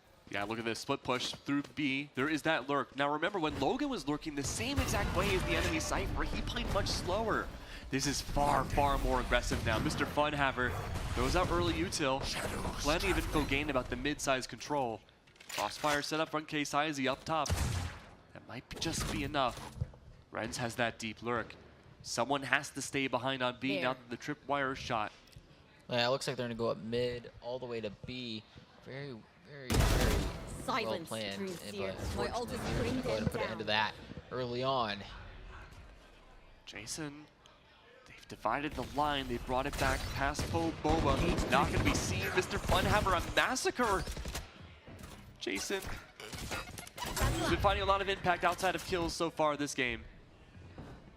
Playing a very dangerous one at that. Welly, shot of a lifetime. He is jiggle peeking, stunning, absolutely hitting people. There we go. It's 2 in a row now. Watson, how many is it going to take before you have faith? I don't have faith until this is almost tied. I'm sorry, but this game has been over for me since halftime. Yep, and look at this. Sexy Christian's going to go for the timeout really early. He's recognizing, okay, there's a fundamental issue happening right now that Nearest Airport are taking advantage of. They're looking for opportunities to take these early fights, and Rise are baiting into it a little bit more. They're going too fast. They need to play with the environment more and go to their strengths. Pure utility and spacing control. It's what got them this far into the semis, and it's what got them 3 rounds away from securing a spot in the grand finals. And when you get a little closer to that grand finals, obviously their mind might be drifting a little bit. That might be why they lost 2 rounds. And now I think Christian's telling them, "Hey guys, we haven't made the finals yet. We need 3 more round wins." And I think everyone's gonna take a deep breath, refocus themselves, talk to each other, and figure out what do they need to do to end this series. it seems to be exactly that when I'm looking over my shoulder right now. Now keep in mind too, these ultimates from Nearest Airport are going to be like gold to them. They cannot squander them whatsoever. It's going to take a while for them to be regained if they do. So Ryze, they have an opportunity to make that Nightfall come out from Lear, maybe have it be exaggerated, not find as much impact. That being said though, what is the lay of the land going to look like? It is a mini defensive default throughout from Nearest Airport. They're looking to find just pure info. Have Excite play the float outside top mid. Come back over to A2 for that early oppression. It's just a waiting game now. And look how much slower Ryze are playing. Very much cautiously looking for these early fights, knowing the angles that Nearest Airport like to take. Satchel out. And very well played. Not a lot of people know that. That Satchel, once it gets fully charged up, can actually take out that Cypher Trip. So does not need a waste grenade there. Very well played by Jason. They are going to take down the Cypher Trip and make a little bit of noise and try to see if Mr. Funhaver's squad will rotate and exactly. Oh, good bait. Outside A, make it seem like it's an A execute. They did that for B, and now they fought up A a little bit to get pressure, and it actually seems like they bought it. They have 3 guys on A on the defense side, so now they're going to flip back and you have another free site. Now keep in mind, Nightfall is available. Great to find information on everybody on site here for post plant against Ryze. Rogue is in a good spot too. Looking for the anti-flank. Steadying up for the fade. Red's still far away. Good for Jason to remove his clone. Doppelganger's gone. 2 left alive, top Boba. Jason goes for the swing yet again. Identified, 1 HP, decayed, Wow, mark, whatever. he just dodged all He those sticks shots. the smoke through the aftershock. Nothing can stop him. Jason. Absolutely perfect played. Wow, he was sitting on the edge. I mean, I think 20 bullets were right next to his head, and he was just saying, like, you know what? I'm having a rough game to start, but I'm going to be the one to finish it. And that was a huge round, because now you're putting Mr. Funhaver's team, half of them on half buys, and they have to force. It's 11-5. They're trying to get this game back in. But that timeout was perfectly well played by Sexy Christian and squad. And now we're seeing the reap of... timeout came out early. Yeah. So where's Nearest Airport's timeout? Surely they'll need one, right? I don't think at this point they're going to be calling one just because of how close it is to the end. Do you think a little bit of the tilt factors coming into play? I believe so. I you know, somebody who's been in a couple tournaments and feeling that defeat, you almost forget about the timeouts because all you're thinking about is, damn, what do I need to do to make this a little bit better for myself? And sometimes you often forget. They might not have forgot. Maybe they're just feeling confident. You never know. You never really know what they're feeling as players. You know, Nearest Airport could be more than excited. You know, saying, "Hey, we just got 2 round wins. That round was unfortunate. Let's try to get back and get this next one." But I mean, that's a mentality you need to have. Right, you do need to have that mentality. And right now it's 11-5, and it's what we talked about earlier. So when you're on the side of Ryze Esports, you can basically default for the first 45 seconds. Try to let Nearest Airport go out and try to peek something they don't need to, because they need to make a play. They're down 6 rounds in a deciding map. So they're going to try to let Nearest Airport make the first mistake, and they are. They're going to be force stacking B with a Cypher. It's almost questionable to not fight mid or A when your Cypher is basically B set up, because right now Cypher is watching spawn to mid. It's just not perfectly planned. Is all I'm going to say.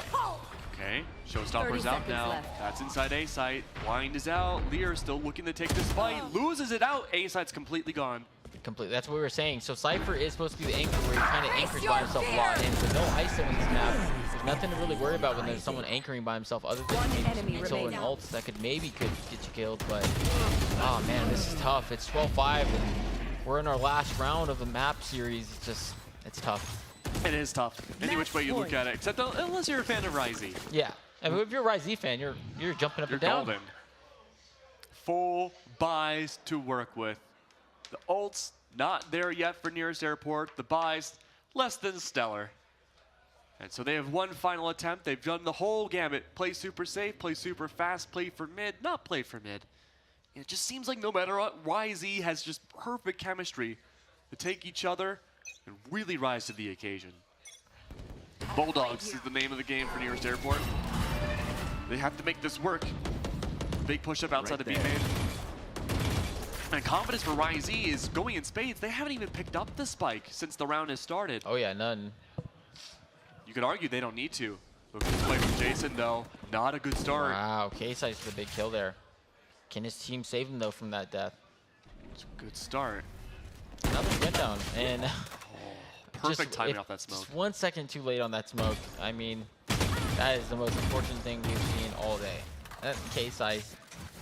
Justin, it's funny because they're typing in chat right now, and he's saying you waited for that, Justin, and Justin did wait. K-Size waited for a couple seconds to go for that gun, and the second he went for it, a one-way pops up out of nowhere. He gets shot right at the last second by Tillo. Very well played by Tillo.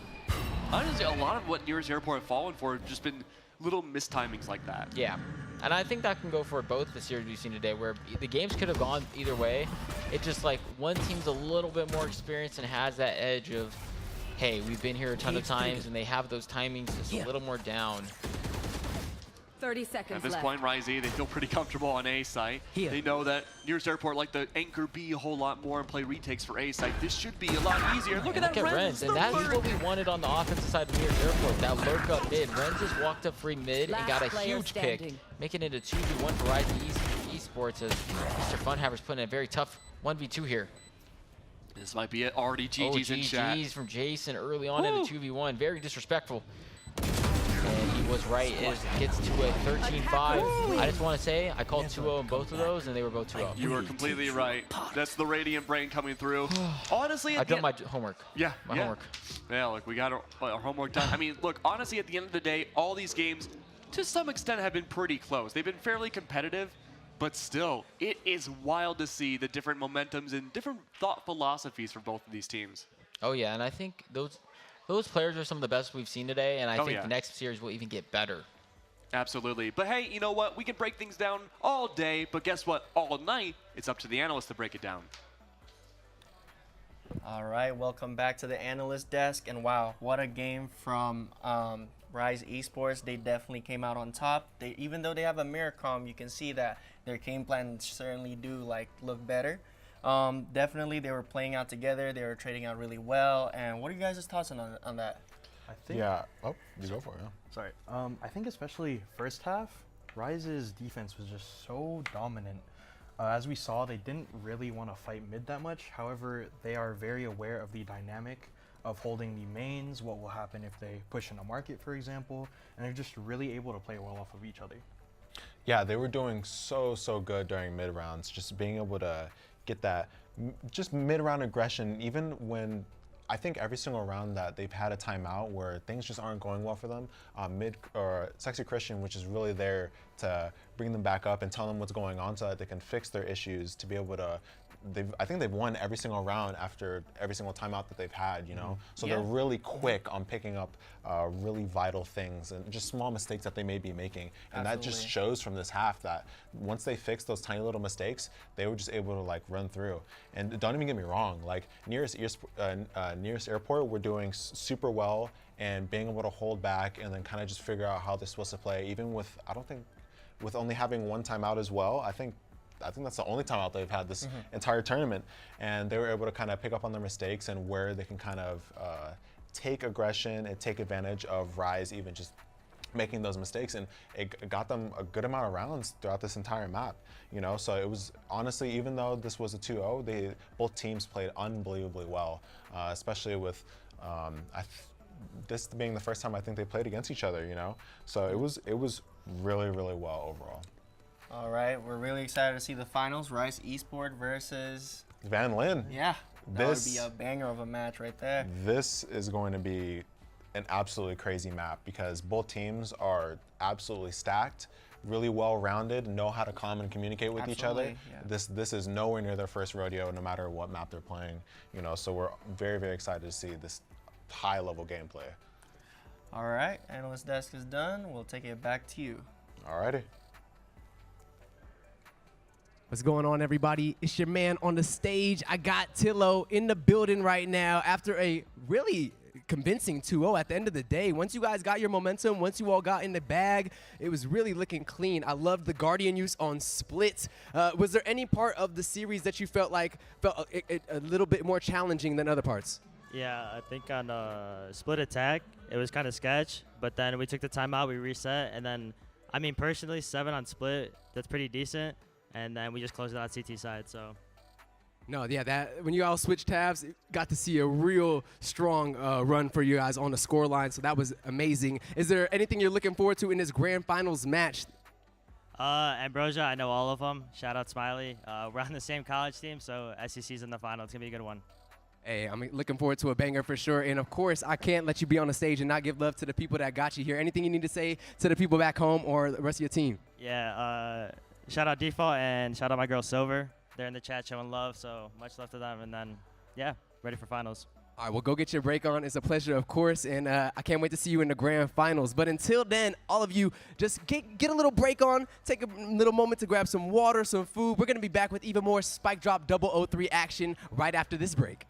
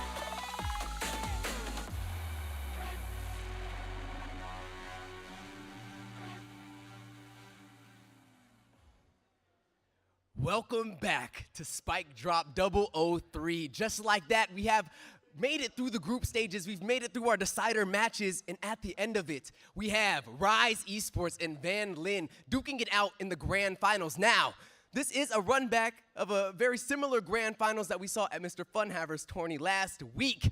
But it was of a different iteration of Rise Esports. I hear from the Rise side, they're expecting a 2-0 on the other side of it this time. So I'll talk about it less. Let me get two representatives from my teams to come up here real quick.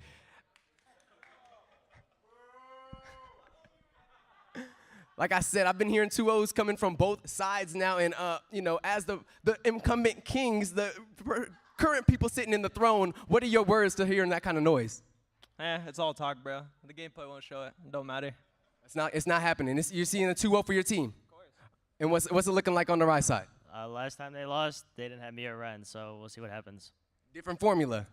All right, well, like I said, I cannot wait to get into this match right here. It's going to be a best of three, just like I said. One more handshake in the middle if you want to. All right, a little bit. I love the friendliness, and I love the sportsmanship. And I'm going to throw it up to my casters who are going to cover all the action. Watson, Keg, take it away. Hello, hello, hello. It is Spike Drop 003, but there's one important thing to note. Not a single game today has gone to a third map. Yeah. Can that change in the grand finals, Watson? I don't think it's going to happen. I think it's going to be another 2-0. And I'm also with Rise Esports, unfortunately. Oh. I just think they have what it takes. And yeah, the last one, they didn't have Tillo, and I definitely think they capitalize and win. Which name do you think is better, though? Because last week, Rise's squad was called Meow Control. Yeah. Now they're Rise. Do you think this is a name buff? The only reason I think they were Meow Control is because their leader, Sexy Christian, he's a Meow kind of guy. He really rises everybody. Oh, yeah. Oh, yeah. But we are here in our grand finals now between Van Lin and, I almost said Meow Control, and Rise again. So again, as Austin said, this is a rematch from last week, the grand finals of the Funhaver event. So big changes from last week, of course, was that some players were swapped out, but we do return with the same exact first map. This is Icebox.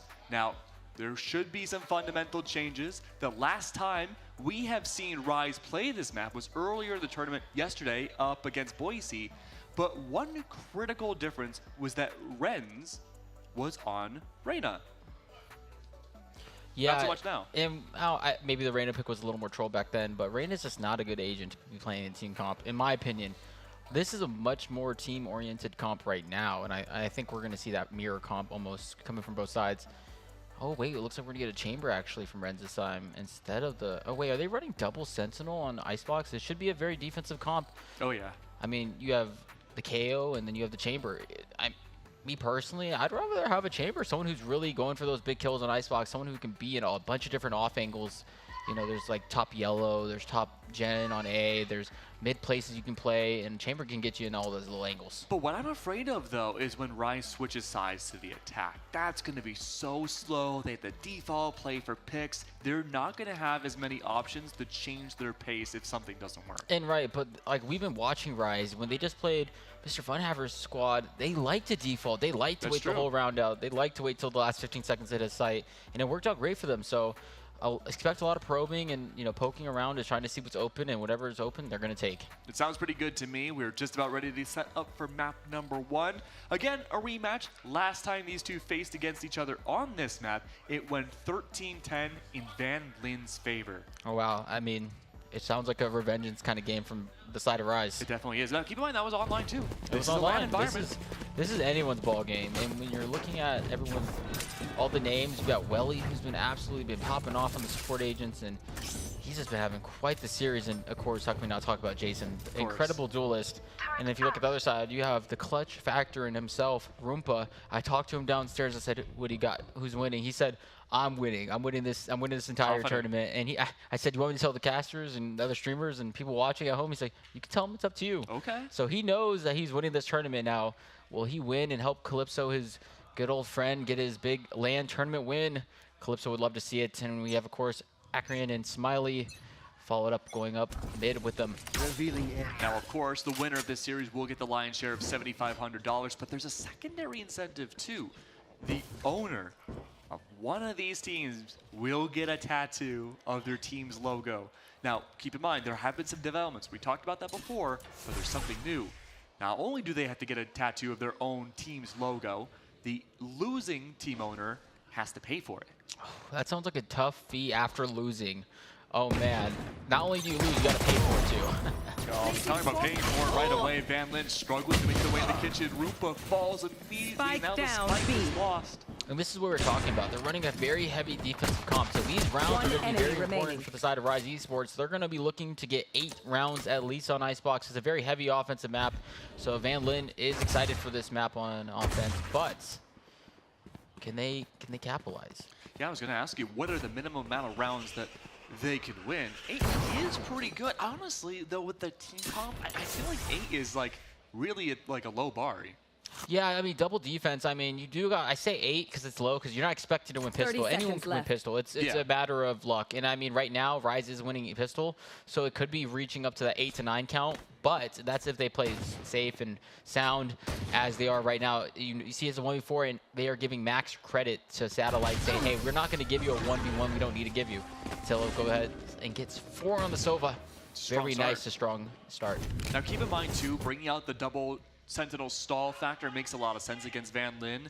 We've talked about every time we've seen them on screen so far this tournament, how they take that Darth Vader strat. They barrel together, similar to what we had seen from a lot of other teams today, but they are coordinated in these big assaults directly onto a site. The spacing looks great. Their positioning is fantastic. Utility usage is so good to completely suppress a site.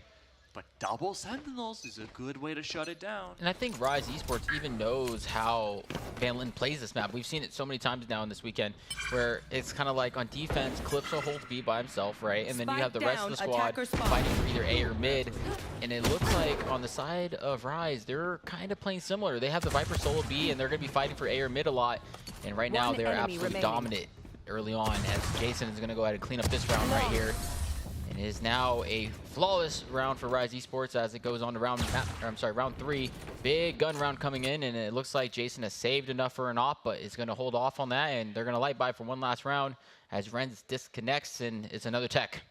Yeah, we've been seeing a lot of techs so far, but that's okay. They usually get fixed early. Yeah, it's they do really quick. I mean, remember back in the early days of Val where like a tech, on Icebox especially, a tech pause would happen every time on LAN, and it would be like an hour and a half. Well, I think why is because on A, for example, when that wall goes up and a bunch of util shock darts, mollies, you know, drones are coming out. You have all these different pieces of util, smoke, dash, and it's all being used at once. It kills computers. Yeah. And it kills your lobby. So that's usually where the techs and the timeouts come from. But hopefully the tournament organizers are quick to it, and this shouldn't be too long of a wait. Yeah, we don't have to wait too much longer. So far, Van Lin, a collective combined 1 kill for the team. Of course, though, they lost the pistol, and they weren't able to convert their secondary anti-eco round. Their eco round. So now we are going to a very big pistol round. This is going to mean so much for Van Lin's attack. Now, necessarily, they don't have to win as many attacking rounds, given how we can expect Rise to maybe struggle a little bit more when they swap sides, just given that they have 2 Sentinels. But we'll have to wait and see how they want to take those swings much later on. That being said, though, depends on where the Viper wall wants to go. Looking like it's leaning towards B. A lot of opportunities for that conditioning factor. Could divide people out. Should see a lot of rotates. But Ren does come back into the lobby, and so we should be going away from the tech pretty soon. Yeah, and what we're going to be looking for is a big gun round here from the side of Van Lin. It's a big round. No one's going to really kill. You know, it's a serious round where you're expected to win, and hopefully they do. I'm trying to think, though, if I'm Van Lin and I want to lurk, there is the Chamber and the KJ to worry about. There's not really a lot of opportunities to sneak past sites. I think lurking is pretty much out of the question. It's more where Chamber is, because you kind of want to fight Chamber here. You don't want to go against Killjoy's utility. You have double ops against you. And another thing is, like, so they have Chamber and Killjoy, but you also got to think about Viper being kind of that sentinel role where they can stall pretty much as anywhere they want. If they go B, they have Viper Molly and stun. Or I'm sorry, Viper Molly and Killjoy Molly. So the Chamber util can be used anywhere on the map pretty much, and if it's used mid, then that's all mid and B pretty much locked down. So they do have a heavy, reliable defensive comp. And right off rip, Satellite does not check Jason, and Jason still goes down. Very unfortunate. If he had a stinger or something, I think he wins that, but can't win them all. Expectation, though, double Sentinel util inside of Kitchen. Not the push that Rise was expecting. Van Lin, body advantage, Spike goes down on site.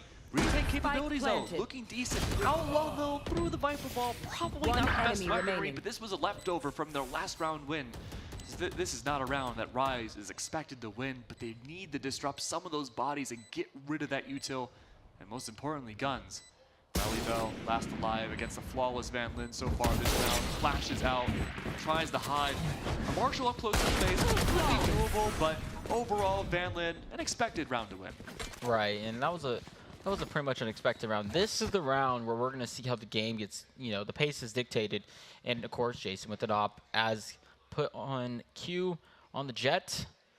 And now we're going to see how this game is going to get played out. I think right here, it could have been really south. Satellite didn't even have his gun out, pulled it out late, and still kills Jason, spams the body for good old fun and measure, and just an unfortunate timing for Renz there. Of course, the rundown. I think, I have this visual in my mind, if we keep seeing Satellite updraft into Nest, he might be able to bypass that God spot angle that a lot of defensive jets like to opt from. Great recombo early out. Cloud Smoke does break away from any potential op angles again, just from a different location. No word picked up yet. Someone could benefit from that, could be the KJ, but there might not be enough time. Deploying drone. Enemy Great information found. Spike has not gone down just yet. Attempts to do so. That being said, though, a lot of utilities being dumped out immediately by Rise as they lose their KJ. Don't have that stall factor anymore, but one heck of a trade. What a fight. And Welly went down early, and Renz was like, how can I get that back? He does get it back, but falls shortly after, still leaving it in a disadvantage of being a man down. Good for Tillo, though. Another good launch play. Hunter's Fury, I mean, look, you have it around 4, you might as well use it, right? Wow, Calypso is feeling himself. Yeah, the op needs to be saved here. That could be a great thing for Van Lin to exploit, though. Jason wasn't playing on A early round. That allowed a big opportunity for Van Lin push into A side. Wow. Space, great shot right away. And so now, that might have to lock Jason on A site almost every round, and that could promote a great rotate to B. Well, I mean, Jason was playing there in the first couple rounds, but I think that round he might have thought, hey, it might be a B push. They know I'm playing A. They know I got an op, and it just was not. Calypso, I think he was the one pushing up, and he had a really good read early on to trade this out. Renz gets back, but I think Calypso gets 2 trade backs, the first and second one, and there's one we're talking about right there. Very big kills by Calypso, and of course he gets a third. Calypso's just been feeling it all tournament, man. Yeah, he's been super slippery today. We've seen a lot of big lurks coming out from him. It was last week, actually. I think it was against Zeke on yellow when they were defending. We saw Calypso get completely bypassed all the way from B main to Snowman. Calypso still holding yellow, was not able to catch them out. Big lessons learned. He's slippery now himself. Lockdown on A. First opening pick goes against Satellite. Having a rough time getting that space directly in, and this is just a back and forth now. 2 left alive for Van Lin, and this was a half, this was a buy, but this wasn't a full buy. They had half armor. I understand they're forcing because of the op, and they capitalized. They came up big, and now it's a 4v2, and this is scary. You obviously are put in a tough spot. Turrets up, watching your kitchen. Can't really go through there. It's more like, where can we try to get a pick and get the bomb down and maybe make this a winnable situation? Smiley should be going for the knife here. Hopefully they suppress KJ so Calypso can move past the turret. Smiley is going to be seen by the alarm bot, alarming everybody where he is, and he's going to be trying to go for a quick plant shortly. Yeah, unfortunately though, getting hit by that turret, well, he's already on the rotate. The good news is when you go for a 2v1 here, they're really thinking both are on site, because one had a plant, right, and the other one's watching his back, but it turns out he's not. And a great read by, wow, what a great spotting in kitchen, unbelievable to catch Calypso there. And now 3v2, good ult used, op being saved as they were waiting to go get that picked up. 3v2 for Rise Esports, and now it's going to be down to if Jason can get those first bloods and play safe after. I think the biggest problem we've seen a lot of teams do this tournament, they get the pick, they go back for more. If they get the pick and run away, it's very beneficial. Any 5v4 for defense is automatically a win because they got to plant the bomb, so it's really a 5v3 on the post plant retake for the couple seconds. Wow, just unbelievable ult there to catch Calypso, and now we are looking at round 6. That Hunter's Fury was a great read off of the turret being activated top kitchen. Yeah, Tillo, man. Tillo said he's on top of it. He was saying in the interview right before the tournament started, yeah, the difference was last week they didn't have me, and he's showing he is 7-2. Why he said that? Fast push into A side though. This was a big call by Rise. They're barreling down mid. Oh, never mind, not Jason. It's Renz instead, shutting down Satellite. That's something we saw a lot of on this map between these two teams last week. Satellite always being that sacrificial lamb, the first to go down directly on A. He either gets the first blood or dies, and he has no problem with that, neither does the team, because the team knows that they got him in the sight. It is 5v4, but they are accustomed to this kind of fighting, and they are feeling very comfortable here. Great post-plant wall for Van Lin, too. That's going to shut down anyone pushing in from maps, isolating the top Raptors position. Wow, a jumping headshot somehow. Smiley goes down to the Viper. Very good fight take, but just not enough. And trades are all over the place, making it a 1v1. Jason going against Roompa. Oh, doesn't know where he is just yet. And Roompa, Clutch Master once again. We've been talking about it all tournament. Roompa has that dog in him. Oh, yeah. He has a pit bull in the middle of his chest, and every time someone says something to him, he says, "Don't worry, I got this." And I remember a couple days ago we were talking to him where he said, sometimes, you know, we make small errors and then we tell the rest of the team, it's going to be okay. We're going to win. And shows again and again why he is the clutch master in this tournament. Yeah, we saw big adaptations when Van Lin had faced on Lotus. That was the only map they had lost so far this tournament, and they corrected it in spades. Did you see that? He was full jumping. Zeke was full jumping. Again, he does it there, but unfortunately doesn't pay out there. But he was full flash and just shot Smiley somehow. I don't know how that works. Got spot angle. Timing's not there. Good flashes and smokes, and unfortunately, Smiley's still going to go down to the op. Renz with 2 back-to-back first bloods. So you love to see that. Satellite is W King pretty much everywhere he goes, and good entry again by Satellite, trying to get his team to get moved up just a little bit further. And Renz is running into the toe ball, unfortunately, instead of away. Look at this though. Utility. Could see the owl drone from Tillo here. Information desperately needed now by Rise as they have to go for this post plan. They had the body advantage, now they don't have any visibility. Wow, Renz actually just hit Roompa through the smoke there. Leapfrog right now for Ancrian. Ancrian put in a pretty tough spot. Everyone's all over the place. Viper All is going to be the biggest problem for this team to get through. Zeke is going to catch Roompa. Finally, someone sits down Roompa in a 2v2 situation where everything seems to be a problem with this Viper's ult. Wow, Viper versus Viper. Knows exactly where he is, but Jason with 1 HP has to make something happen. He knows that is impossible. Gonna go ahead and save the Vandal. And it's not an operator though.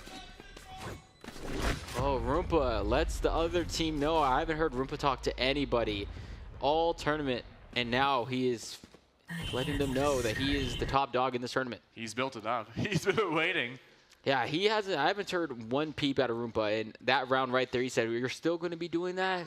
Yikes. Ooh. I mean, Van Lin, they haven't really changed their strategy a whole lot. They feel that confidence because they can just continue to push on in. This is the chance to change things up into the next round, though. And this was exactly like the last year's. I think this is what Mr. Funhaver's team was trying to do. They were trying to bully their way in. It just was, unfortunately, the smallest errors were getting to them. Now, Satellite is running it down and dying, but they're still getting into that site. It's just those errors aren't as crucial as they were last series. And it's getting great headshot. Tillo pushes through, gets spotted by the alarm bot, and still somehow kills Roompa, making this a little more winnable. It seems like Thanos is gone. That's what it feels like. It really feels like it's Thanos right now. This guy's just not going down. All that for a drop of blood. And Zeke with a great wall, going to go ahead and get one and make that 2 with the Sheriff. Making this a winnable round, but has gone back to a 2v2 and now a 2v1 as Jason has been in the clutch every single round, but this time has a chance with gun and health in his hand. Dash is activated, trying to make this a winnable situation. I think they think he's coming from spawn. And a good read by Jason. Gets one. So Akrian absolutely ready for the swing by Jason, and a good trade as talking goes from both sides. They are letting each other know what is going on in immediate timeout. Sexy Christian. I feel like every time they go two rounds, Christian's like, timeout. Give me 5 minutes. I mean, that's really interesting too, because you know, back old FPS days, right? Usually, if you're like down 5 rounds, right, 0-5, that's when you go for the timeout to bring it back. But the way Christian's doing it, I like it. You know, you want to correct these issues early on, or they could manifest into something much larger, much scarier down the line. And Rise right now, They're getting overactive at taking these early fights. Very similar, again, to what we had seen in the semifinals. You know, you get conditioned into wanting to face a team like Van Lin so early on, but again, that's the mistake that Rise can't fall into. But now, looking at the ults, though, we have double KJ to look forward to. Viper's Pit as well. With a double KJ, I'm wondering now if Van Lin wants to use this opportunity to maybe split push into B site. They like lurking and taking kitchen control. They like having a little bit of fakery as well towards A.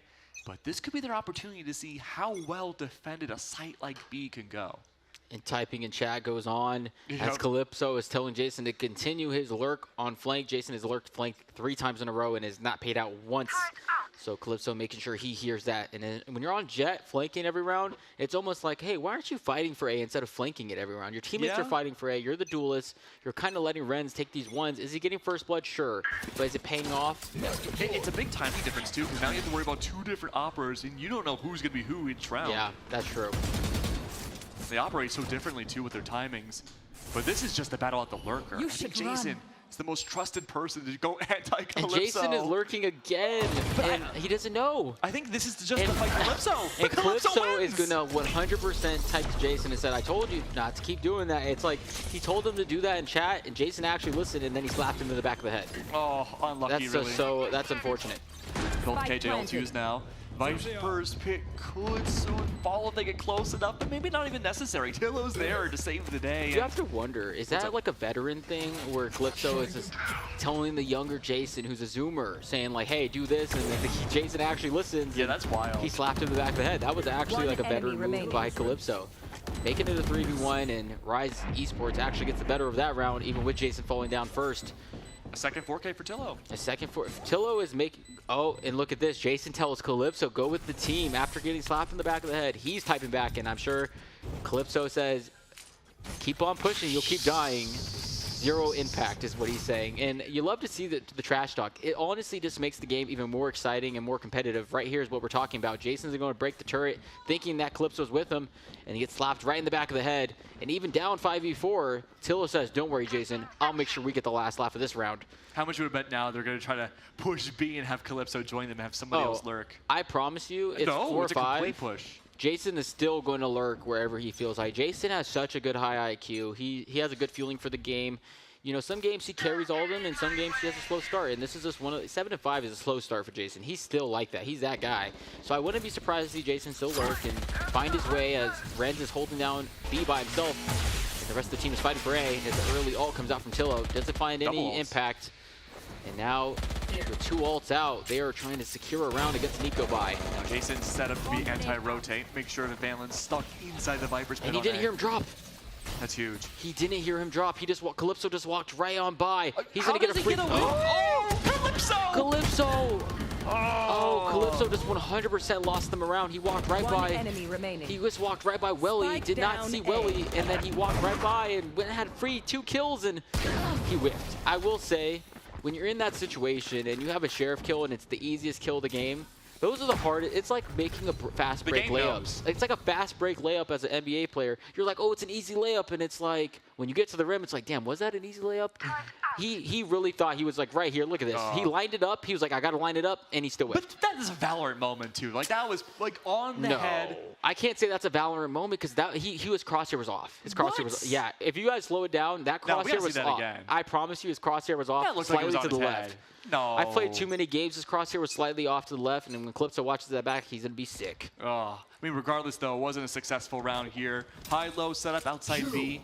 Chamber setup now. First time we're really seeing a dedicated B push, and it's a fake KO ult to sell this on A. And the first time also, Jason is fighting for A. Since Pistol, I think his team has told him, hey, no more lurking. We need you A. Let's try to stop this A push and force them to our opper. And that's exactly what's going on as Renz is going to try to make a difference here with an op.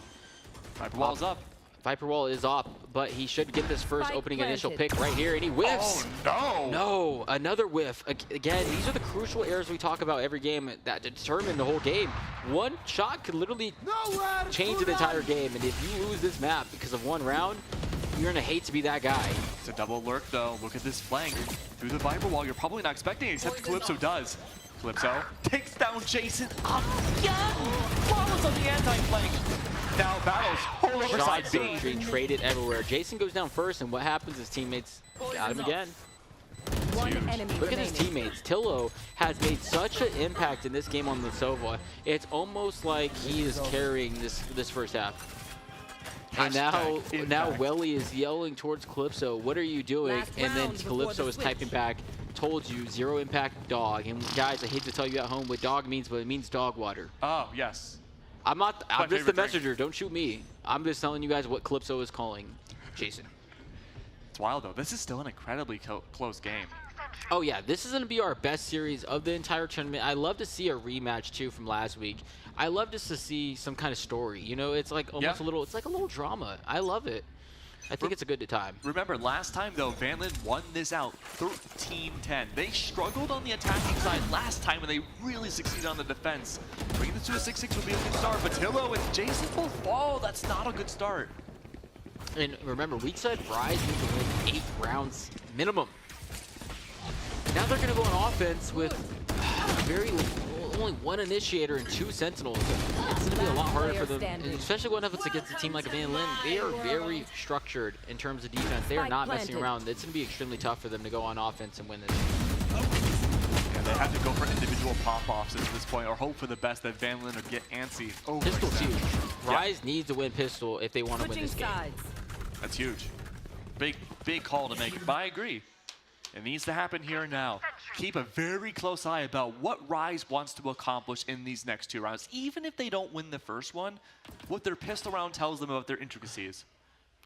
Yeah, they needed someone. They needed, honestly, Welly to break that Sova drone and come up as well as the 3rd player. I think he just wasn't prepared in time. But that Sova drone spotting nest was just too crucial. And obviously the op missing was also another big part. All right, almost a pseudo default here for Rise. A lot of pressure inside mid, looking like a split push to B. KJ turrets out on top boiler. If there's a lineup here from Zeke to block out that turret, that'll be huge against the Killjoy top kitchen. Right here. It's a slow lurk up now. Roompa's still waiting top nest. He won't find much impact. But utility was dropped down on B side, promotes the lurk back over to A. Now the goal for Van Lin is to take this space if they can, assuming that the push is B. Renz might be able to sell this fake. Oh, never mind. A bad case of the timings. Renz falls. A bad case of the timing. It's a terrible disease. One suppressed. One more suppressed now, too. Information gained. Keep in mind, too, Rise, they do have double sentinels to work with, but that's not going to be too helpful until they get on the site for post plant. Flanking, essentially impossible. Moving all these bodies one by one, there's a chance that Rise can play as a team. A slower Van Lin type beat, and they do! Jump, right click, again, Zeke, that's the 2nd kill of the game where he's fully jumping and getting a kill. Fully jump, just headshot 2 people. That is insanity. Zeke must have something in the keyboard that we do not know about. Maybe it's keys. Wow. I don't have those. I only have a mouse. I don't. That's all I play with. You use the Neuralink in your brain? Yep, I'm just like forcefully telling my Dre's, please go straight, go straight, go straight. Oh, Calypso, though. Another good lurk. This is going to be tough. That's a high-low, low setup. Enemy remaining. Volleys are out, Perfect too. post plant. Oh, he needed to get half there. Accurate, unfortunately, just not enough against Rise. That's the round we said they needed to have a chance at this map. And now, I'm pretty sure Calypso and friends are all buying Sheriffs, or at least a couple of them. Now, if you're Rise Esports, you need to win this round. Dude, this is a huge round, right? Because sometimes you'll get to that round, that 2nd round after winning Pistol and being like, oh, this is an easy round, and kind of be a little too relaxed. And we've seen it all day. Eco rounds are being a problem for any team here. Got to secure ecos. Ecos are going to be your friend. Yeah, absolutely. I mean, there's only 2 choices that Van Lin have. Either they want to take these fights as soon as the round starts or play purely for retake. They want to fight this. 4 stack on A. Expectation now to have a gigantic war right where the orb would be on A site. And we talked about Calypso having to solo B, and he is solo B with Viper's util. That's all he has. Just have a Sheriff in hand, trying to hold off his best, but when site gets hit, it's literally just playing retake and hoping for literally luck. Not a whole lot of utils been used from the attacking side. Rise are biding their time, waiting for somebody on Van Lin, knowing they have lesser weaponry to push up. Blocking sight. Good for the push in. Calypso forced to back away. Damage already dealt. This is huge. Full control now. Rise, we mentioned it before, they have to play full retake. Wow, that was a very interesting push. I don't like pushing in that corner there. I don't know if I like that. Wow, Calypso dealing himself with the Sheriff. Van Lin down to a 2v2, but KO down to 1 HP. Can Smiley somehow get a kill here and make this winnable? It's possible. Tillo's got the shock bolt. Knows full well that Smiley's damaged. One enemy remaining. And Ren's big kill on Smiley, making it a 2v1. Bomb is going to get planted shortly. And I'm sure he's going to watch his back while he gets bomb planted. It's a possibility. 25 seconds, though. Crossfire set up. Recombo shows that Increan's not behind Nest. Wow, Acreon taking a very smart gunfight, but unfortunately, the Stinger is just no good compared to the Bulldog at far range, and Tillo makes sure he knows that he knows that. Now, keep a very careful eye of Satellite these next few rounds. Picture perfect, exactly what happened last week. An underperforming, well, at least in the kill department, attacking side will multiply kills here in the same exact matchup last week on the defense. He became an opping mastermind. It needs to happen again. Oh, I just feel so bad about this spray right there. Every bullet If went he gets everywhere. a headshot there, everyone's saying, oh, it's winnable, but now they're going to say it's a whiff. Satellite going for another first blood. He's going for them all weekend. He gets another one. He got away with that. And No he gets shot. away with that somehow without a dash. I don't know how that works. Actual hopscotch type beat there. Jason, though, he goes for the swing. He doesn't chase down into free Satellite as soon as possible. And it's a good fight take. Jason's dash checked left and then told his team, swing with me, free kill. Now they have 2 guns, and they're all going to be swinging Roomba. And it's another Stinger kill, now making it a 3v2. We talked about gun round, Van Lin needing to win. If they give up this round to Rise, it's almost like the momentum is on with Rise, and it could be a very big snowball effect. And good info getting told by, wow. I'm sorry, but Zeke with the absolute perfect jump peek through Viper Wall, letting the team know, 3-man swinging heaven. I know he got traded, but 3v2 or 2v1 now. Ackeron's in a tough spot. Good TP. Ackeron's going for the chase. Headhunter? Wow, not right even. click from Renz to sit down Ackeron. Plenty of time on the bomb, so Ackeron had plenty of time, but Renz having that clutch factor in him, and it is getting quickly scary for the side of Van Lin. They just lost the gun round against pistols, and I mean, that first pick was big, but what happens, they get too greedy. Instead of playing retake on a 5v4, KO and Jet are trying to fight 3 guys at once, and they give up 2 guns, and those 2 guns pretty much snowballed into a terrible, disastrous round. We've been saying that about every team, semifinals and above so far today. A lot of chase downs, a lot of ego peaks coming from each side. The big question now is, this is another forced by just Sheriffs from Van Lin. At what point do you call that timeout? Yeah, and the funniest part is, you love to see all the typing and stuff, but the typing is completely stopped. It's almost like they don't want to even say nothing to each other. It's like they poked a bear, and all of a sudden, Rise Esports has rised up to the level of gameplay. If Rise gets one more round, they will have gotten as many rounds as they did last time in this matchup. Wow, and the good thing is, they're on eco. They don't have to do anything too crazy here. Sure, Zeke is lurking, but that's normal. This is very, very good gameplay from Rise. I mean, they're playing literally textbook. I mean, they have literal lurkers holding spawn. They have Jason lurking once again, but Jason's getting caught out by Roompa, and Roompa and Calypso are going to be trying to take down Tillo, but it's not enough as they are ready for that. Calypso's going to be shooting through the wall. Free gun for Calypso, and he is backing up off that, saying bomb is down in spawn. Guys, everybody chill out. We have 45 seconds, and they're probably going to go to A at this point. Watch that orb. If Calypso manages to get 1 kill here off this rotate. Oh. Wow, and it's just a millisecond too late, and Renz could potentially reswing this late. He could get the orb afterwards and then have an instant Viper's 30 pick. seconds left. But 2v3 Acreon. I don't think Zeke knows Acreon is already this close. Gun, yep, back is turned to him. And Renz, who's been clutching up almost all the rounds for the side of Rise Esports, does it again. I feel like he's on so many big first bloods. And now Welly, someone who hasn't really messed up at all during post-plant, has a perfect spot and absolutely hears Calypso coming up to him. This should be an absolute free round for Rise, and it is 10-6 as Rise takes another round. And now this is getting bad. 4 straight rounds for Rise, and we talked about Rise needing that pistol. This is why.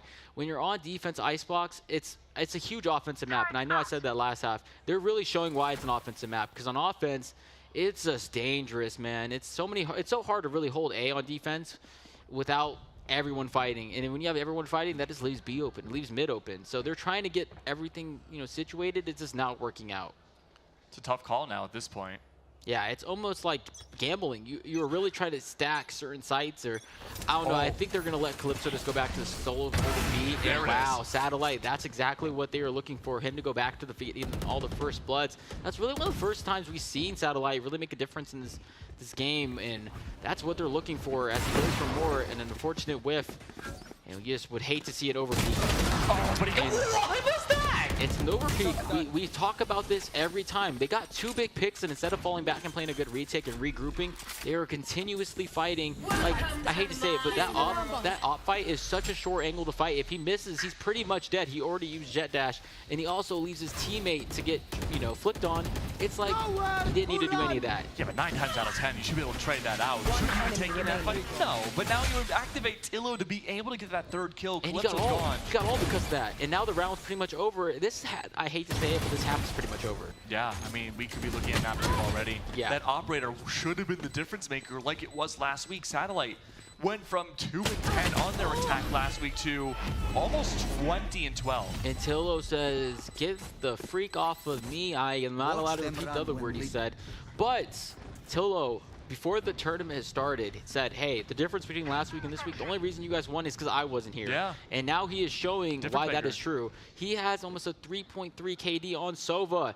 We are 17 rounds into the game, and look at this amazing flick. That was Good a beautiful util. spray transfer. Now has all because of it, gets a 3rd, and puts them in an unwinnable situation, gets the 4th. 23-9 for SCC Tillo. I'm sorry, 2.6 KD. I was completely off. I thought he had said 8 kills. I can't do that math in my head. Dude, honestly, as somebody who does math every day for work, I just see it all day. I hate it. I hate it. You just see the numbers. I They're see imprinted in your numbers. soul. It's just numbers. It's just terrible. But back to the numbers. It is 11-6. Now, keep in mind, Bladestorm was just acquired now. This could be a good chance to bring things around. Rise are playing this round so much more slowly, parsing out information. This is a great protocol, knowing that Van Lin is going for a save. They always play much slower, expecting these push-ups. Ooh, and Nice Akron saving Satellite from a whiff. Good util usage. KO flash from Smiley, perfectly used. Everyone was flashed, got out of there with the updraft and dash and tried to get one, but Akron is going to get that kill credit. And now Akron has ults. They're going to be trying to make a big play here. Satellite with another big kill. And they can go ahead and ult here if they need to. Satellite says, don't need. I'm going to make sure we win this. And an absolutely celebration from Van Lin saying, hey, we got our first round. We know we can do this. It's going to be a long, long road, but we can still come back. But the problem, though, is that Rise, again, they play so slow in rounds that Van Lin don't have any weaponry. That's where they got pushed back. And another timeout by Welly. That's good. Well, Sexy Christian didn't call this one. That's the difference. Usually Christian is on cue with those timeouts after a loss, and I'm sure that Christian is going to tell them all kinds of stuff on what to do and where to go. Yeah, absolutely. I mean, how do you take advantage more of this map other than just running it back in? Again, Van Lin, 3 important ults on the board. Tour de Force is out. Rise, they could go for a save here with that Tour de Force. But I think, again, big question. You have to control the momentum. Rise, they played slow, very uncharacteristic, but they thought they had the advantage with Van Lin pushing up aggressively. Not the case. Rise, though, they've been good at overwhelming Van Lin, taking advantage of the fact that they can spray transfer those double kills off of Tillo. Now, you have to wonder, we're so close to converting this first map. We need to bring it back. We need to show Van Lin that we can actually win maps against them. 2 more rounds make that difference. Yeah, for Rise, they're getting told right now, guys, don't worry. They need 6 rounds to beat us. We only need 2. Let's play patient. Let's keep doing what we're doing. They're going to go back to the default. They're probably just going to chill. I'd be very surprised to see Rise get aggressive here. There's just no point. It's almost like, hey, let Van Lin make that first initial mistake, and then let's capitalize, let's regroup. Because Van Lin, I mean, Satellite goes for every first blood, so how can we take advantage of that? Let's find out where the Jet is, and if they find out the Jet's here early, they heard the Jet dash, and look at that, they go for another first blood. It's every round where Satellite goes for it, and right now it is not working out for Satellite, who is double negative. I mean, Satellite's been having a struggling time on this map. Oh, Wrench is barely avoiding the suppress. That's good. Now he can still use his ult. Was it a fake towards A? But no one's really falling for the rotate. Instead, Van Lin slowly creeping up. They're taking back all this space. Really up the onus now of Satellite to stay alive. holding the suppressing part down. At least now you don't have to worry about the rendezvous. I'm sorry, the tour de force.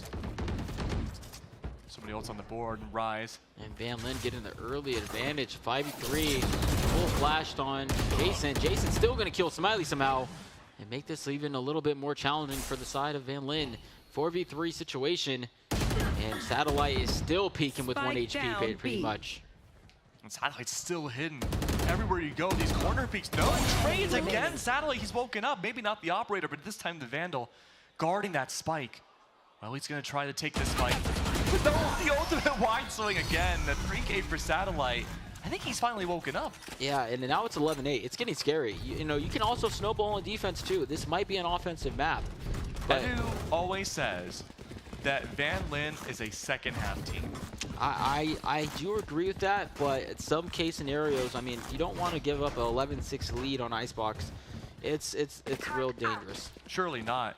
But now with Van Lin feeling more comfortable taking that suppressing space 10 seconds into a round, Rise are going to be forced to commit to these fights much earlier. Oh yeah. This round's going to be a big round for both sides, because if they lose, they're going to go broke on Rise, and they got to get a round win. They just need a taste 12 so they know it's over. But look at this. Van Lin's willing to give up A site because they have so many retake ultimates to use.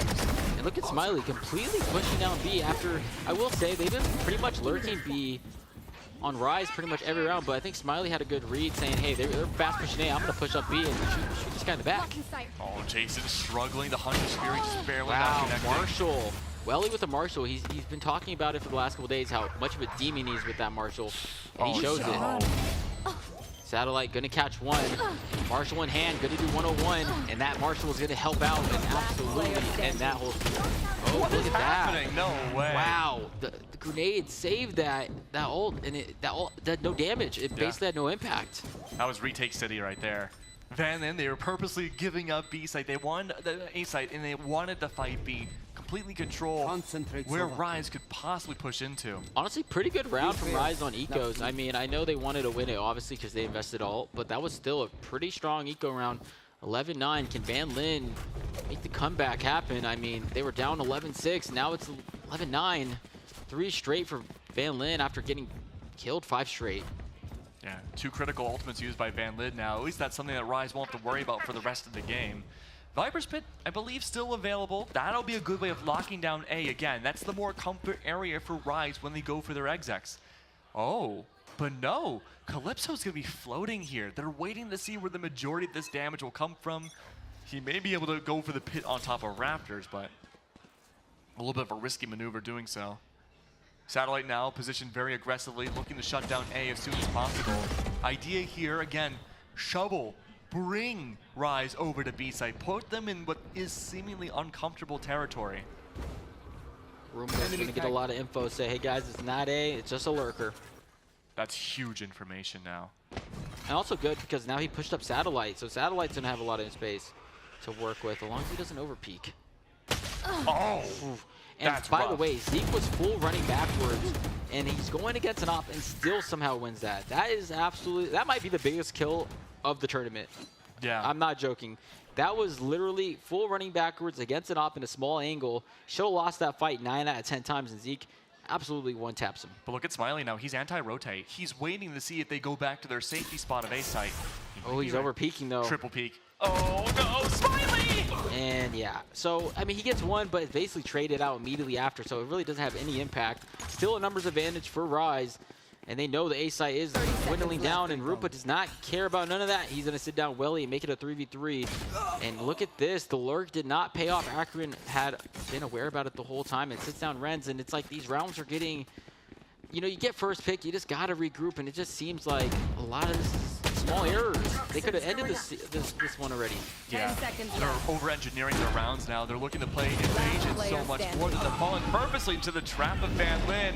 Rupa, another 3K. And Roompa letting the other side know what's happening. You know, you guys win 5 straight, now we've won 4 straight, and then now it seems like Rise is playing more scared. It's really a shame. Confidence is key, and momentum is literally Valorant. Especially in Grand Finals. In Grand Finals, it's like, on LAN, man, the worst of the worst can happen anytime, and it just seems like it's getting worse and worse by the second. Remember, this was a 13-10 game last week for Van Lin online. Rise, they've been able to gain at least one more.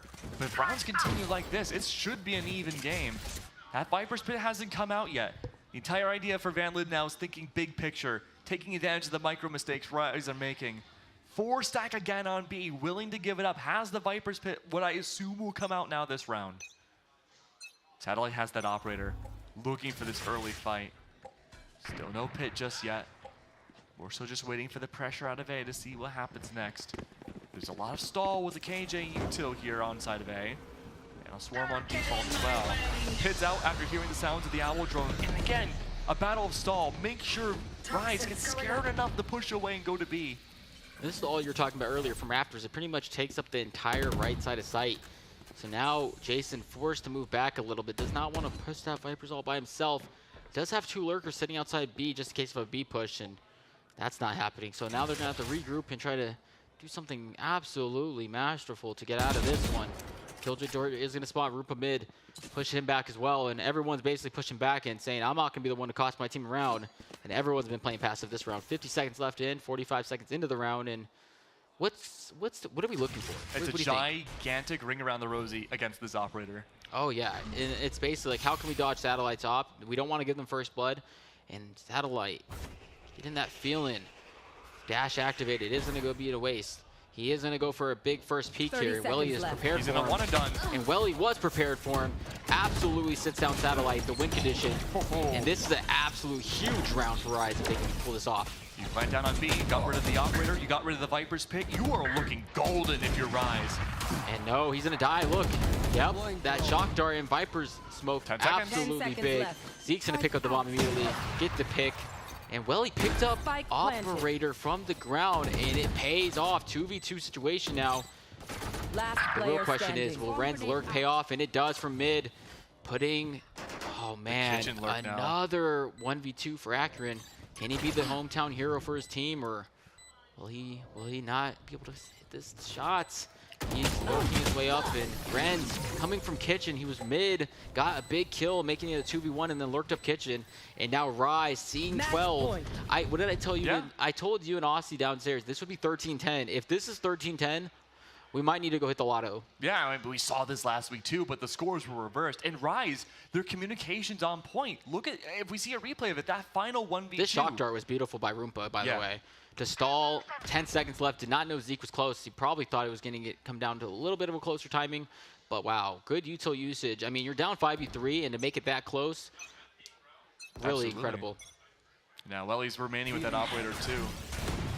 Great guard to stall, Roompa shooting it out. Good information gained. Van Lin now, only ace in the hole could be their Sova ult, but then again, so does the enemy team. This could be a wizard battle. Both Sova ults online, and it's going to be dangerous. Whoever has the better Sova ult is probably going to win this round. Yeah, look at this. Complete patience now from Well, Rise. I think Tillo's going to try to wait until, like, you know, post-plant to use his, while Roompa's going to use it as soon as the bomb gets tapped. Yeah. So this is game-winning map. This is map decider on this one. You gotta be very careful. Oh, wait, I'm sorry. This is first round. First map. What am I talking about? But this is the first map. You don't want to lose going down 0-1. As Mr. Funhaver was telling us, it is a huge momentum swing if you win map 1. KJ util on A side still. Jason's gonna try to make his way in. Alarm bot down. Premature nanoswarms could cost them sight. Not yet. Korean still has turret in their pocket. They could bring it out. Jump up. Ikrin's just trying to stay alive. He doesn't want to get seen. Nanoswarms. Wants to make sure his team has a chance to retake with him, but he's going to be going for a solo peek while Roompa is ulting. 100% that is the play. The lurk shot down. Satellite. Wow. A big first blood from Satellite to kill the lurk, and Akron is going to be getting 2 there, helping out his team even further. Huge. But the Sova ult has been used on this side, while the other side is getting multiple ults. And Ren, big with the pick. Welly gets another, but it's not enough. It is now 12-11. Yeah, 12-11. This next round, we either go OT for the first time today. I hope we get an OT. I want to see one, but I will say, Tilla has ult, Chamber has ult, Viper ult. It's like, okay, let's get Zeke to ult, you know, one side possibly if we get the bomb down. Chamber opts to be online. They have Sova, Pokesplant ult. The biggest part of this round is, can we get the bomb down for post plant? Theoretically speaking, you could just up and hold so many different angles at once now if you're on the attack. You could watch so much, maybe have the expectation Vanlin want to push up and just close this to OT. This is interesting. You want to play? Chamber has Let's ult, he play. just popped it, but has a Vandal, did not give the Vandal to Jason. Jason has a Stinger. Would have liked to see the Vandal given up there, gone to Jason, so he has a chance to fight a little bit farther. It might be for anti-suppress though. Yeah, but I would rather have my Jet have a Vandal than a Stinger going into sight. I think maybe the Jet's gonna go for a sacrificial play. Jason's gonna go all the way in. Tillo with a huge kill. Roompa Dart gets spotted and gets one through the wall and gets another. Roompa 12-11. He is showing up big time. All coming out from Tillo, trying to make a difference, trying to get the stop there. It's not enough. He misses all points there. Beautiful. And Tillo's trying to. It's Sova v Sova, really. Tillo not spotted by the recon bolt. Shots though. Oh, the very last ping. And keep in mind too, this is not the full Vanlin squad. Satellite's still undiscovered. Operator could be looming anywhere. KJ Tur hasn't spotted anyone yet, so it must be in front. Calypso drops down. Patience is a virtue. Planted. Calypso's a very patient One man. enemy remaining. Good for one. Oh, that's luck. Tillo. That was Tillo. Wow, overtime. For the first time. Woo! First overtime, something we've all been waiting for. Ooh. I mean, this might be a battle of who just converts the first attacking round. Yeah. It seems like Van Lin has got their footing a little bit more. It really seems like Satellite got a little more comfortable after the first 10 or 12 rounds. It just seemed, I'm sorry, yeah, first 10 or 12 rounds, it just seems like he changed. Well, number one thing, if I'm Rise defensively looking out for, is I'm looking to see if Calypso's going to go for that lurk. That has been such a bait maneuver for both sides, just conditioning Jason to be away from everybody else, disconnected from the majority of the fights, and oftentimes Calypso would still convert that 1v1. It really seems like Roompa, I mean, down 12-11, went for some of the biggest fights I have ever seen and completely changed the outcome of this game. They were supposed to lose that round because first pick was Tillo, right? And they looked like they were about to get a free side, but Roompa was swinging from rafters, getting two, and he made him Sovol. And that's a good, you know, that's a Roompa diff. That's a Roompa diff. A magician on this map. A magician all tournament, really, and really there's differing everyone. There's not been one person to really mess with Roompa in this tournament. Oh, a complete push through mid. I like this from Van Lin. Something new to the table, but Willie also has Jason an operator. Did not peek window. He could have completely helped and killed Akron. I know. And he is now. There it is. Jason with a big kill, 5v3. Oh man, Rise Satellite. with a big defensive round. But Watson, look at Satellite all the way in the back of Snowman. A gigantic lurk looking to crunch down entire map wide back into B site. But guess who it is? It's oh no, it's not Calypso. I apologize. The lurk going to shut down Satellite, Jason. big Zeke. lurk. Zeke though, while he lurked up, Zeke lurked up on the other side. They Spike walked down, right by each attacker other, spawn. and Roompa didn't know because he thought he maybe got cleared. Oh, Calypso's there though for the revenge. Doppelganger gone now. Back to B. 2v3. Calypso ignores the orb. He could have gotten that and plant, and then that would have been Viper ult. Just not enough time. You don't want to miss your timing to get the bomb down because then if everyone's already here, it's almost impossible to put the bomb planted. Pings are going to come out where one is. Toxin screen down. And they got to go for a fight. There's Calypso going for one fight. No, assassinated! And he thought Satellite was holding him. Satellite wasn't holding him. He ulted because he thought Satellite was holding a decent angle on yellow. He was pretty much hiding. It's so hard because you're right out in the open when you go for that ult too. I think Calypso should have maybe went around the corner or calm that he was ulting. I think it's in the heat of the moment. Hindsight for us, of course, from up above. But unfortunate death there. That offensive round, you would have loved to see Van Lin win and capitalize. They had a big play. They haven't pushed mid one time like that, and they thought that was the play. Unfortunately, went down 5-3 early on, but some good lurks and a decent effort from Van Lin to try to make this a winnable round, but just not enough. Tillo, once again, being our player of the game, trying to end this map. Well, you have to give credit where credit's due. Rise, too, they were not, they placed Jason inside of mid with an operator. First time doing that. Turned out to be a great call at the end of the day.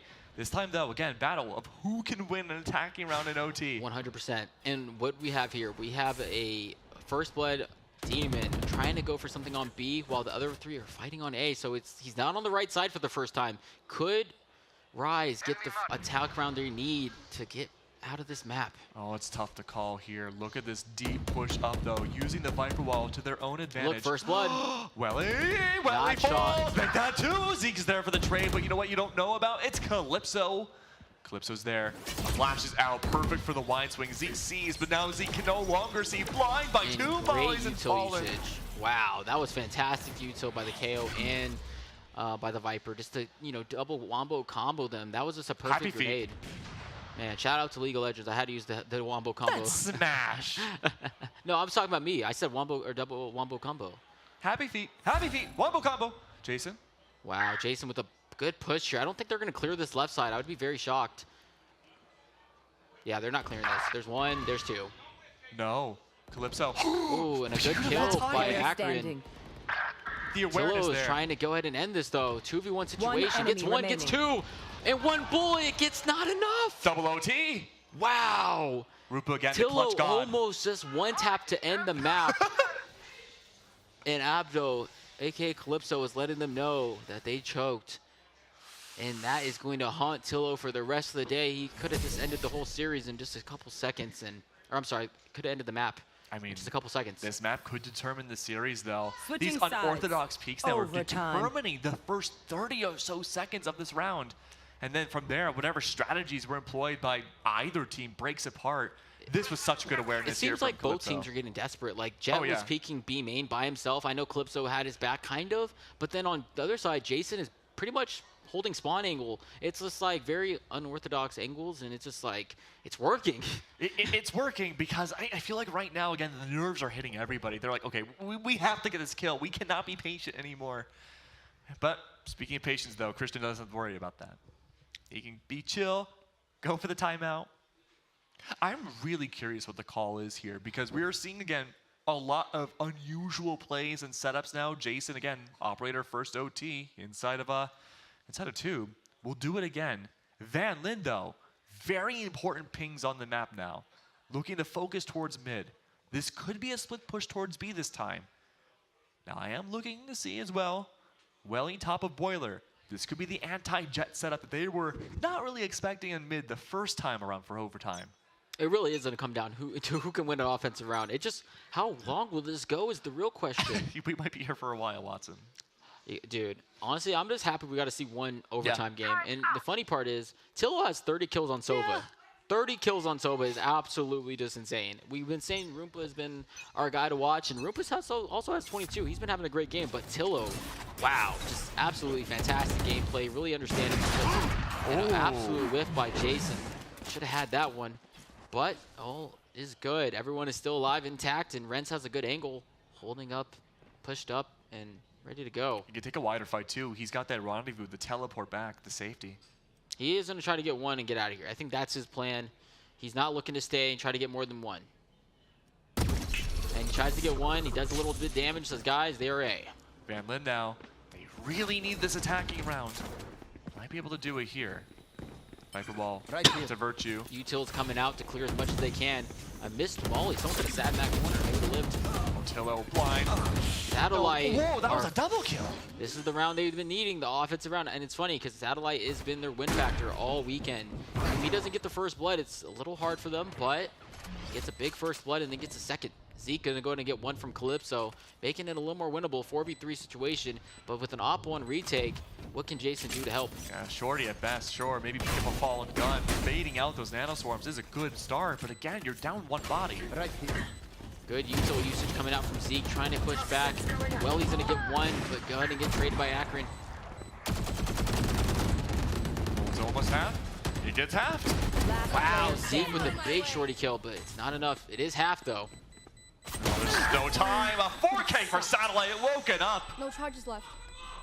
And Calypso is saying, you're doing a great job. This is all you can hear down here at the HyperX Arena, where all audio is great. Oh, yes. 13-14 now, Van Lin. They won the attacking round. It's just gone back and forth, and if only on defense. Now the momentum is with Van Lin. They just won an offensive round. Everyone knows in the building defense is a lot easier than offense, and they just won a huge offensive round. Now, can they capitalize on defense? To reiterate again, the last time these two faced, last week, it was Van Lin that won. Not as much of a close game as this, but they won. But the second map, Lotus, banned out this time. This will be a brand new map between these two that they've never faced each other on. A rush in from A once again. The attempted lurk, not really found too much, except for the suppress. stall out. Jason They know the barreling in. office They just mid. want to go in. Well, they know the office mid, so they're saying, hey, office mid, let's fast hit this site and try to go in mid. And then, wow, Tillo with a huge 3K. Jason being his sacrificial lamb is what you were talking about. Jason has a great entry. Tillo swings behind and gets 3. Tillo is not letting this game go. It is Tillo just having a game. And now they're playing post plant, absolutely beautiful. No one taking the 1v1s that no one wants to see. Roompa, the other Sova. Can he do anything? Calypso gets a huge kill on Renz. Ult does come out early. Gonna go ahead and try to stop as much as possible, making sure they cannot plant this bomb. Go ahead and get 80. Roompa with 1 big kill. Another. Roompa being the win factor. Wow, Roompa gets 3 more. It stands up and immediately screams at the other side. Tillo cannot believe he's absolutely sick to his stomach after getting a 3K. Everyone's looking around trying to figure out the answers, and it is absolute chaos as Satellite gets a hug from Roompa saying, thank you for that offense round. I got us on defense. So Satellite and Roompa coming up big in the last 2 rounds saying, I got us. Wow, that was an insane game. Yeah. I cannot believe what we just watched. Best game of the tournament by far so far. By far. Now, that was incredible. If that is game number 1, I can only imagine what game number 2 is going to look like. And again, to lay out the land, when these 2 last faced, it was Icebox Lotus. Right. Lotus not available anymore. We go to Split. This was a great map for Rise. I think, honestly, Van Lin's better on Split than Rise. So this is also, and they have momentum. They just won the huge overtime game. So it's going to be, it's going to be tough. It's going to be tough. It'll be tough. But you know what? Maybe we can have some other people decide to see what they think about map number 2. We've got our analysts. What do you guys think? Alrighty, y'all. Welcome back to the analyst desk. And just wow. just wow. That was one of the craziest double overtime games I've ever seen against 2 of the best teams coming in to this tournament. To, you know, one of them are gonna have to finish it off, but what else can I say except for just how calm and collected both teams were and just trusting each other and going for certain picks, not peeking things, just sitting behind and just waiting to get as much util and intel as possible. Absolutely. You know, and that's even being shown after 2 of the Sexy Christian timeouts coming for Rise. The change of pace and just knowing that Van Lin plays so well off of getting the early picks and that early intel. They do such a good job in just taking advantage of that and just pushing through for it. And that's shown multiple times throughout this game. Even early, starting from round 1, you know, Rise gets early A main control, you know, getting through the map. Van Lin tries to push through mid tube, but then they get shut down, but they're still somehow able to bring it back, like no matter what, which is just so impressive. Yeah, absolutely. I feel like towards the end, it literally just could be anyone's game, you know? Like the second half, definitely like Rise Esports, they took like 4 for the first 4 rounds, and then like straight away just came back from it and then made it into overtime. It was insane, and it all came down just to like the fights, right? Like the brawls that we see in A main, like B main. Like I don't really see a lot of just like B lurks or anything or mid lurks. Like they just fighting, you know. Like, and again, like Icebox, I feel like it's a very like puggy map, as we all know, and it honestly just came down to the heroics. And I feel like Tillo especially, like he definitely showed that. It was insane. Tillo was Thanos. This game. And same with Roompa. Like this was like Calypso was still popping off, but Tillo and Roompa were just going back to back to back, just going for it. And even earlier we were seeing in chat, there was a lot of chatting back and forth. Like you're not doing that much impact, Jason. Like you're just sitting there lurking. But honestly, like looking at it, coming from Jason's perspective, he's kind of forcing Calypso to stay back and not be with his team. So we always saw Calypso, even when he did get the picks, come in really late and isn't really to support with mollies and stuff like that. So yeah, well, again, map 2 is really exciting. Starting off map 1 really hot, really competitive. I love all the talking. I love all the, you know, like the internet beep going on. Exactly. Yeah, so looking forward for the second map for sure. Exactly, and we're throwing it back to the casters. Thank you.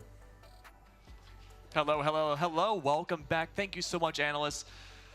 Look, map number 1 was pretty spicy.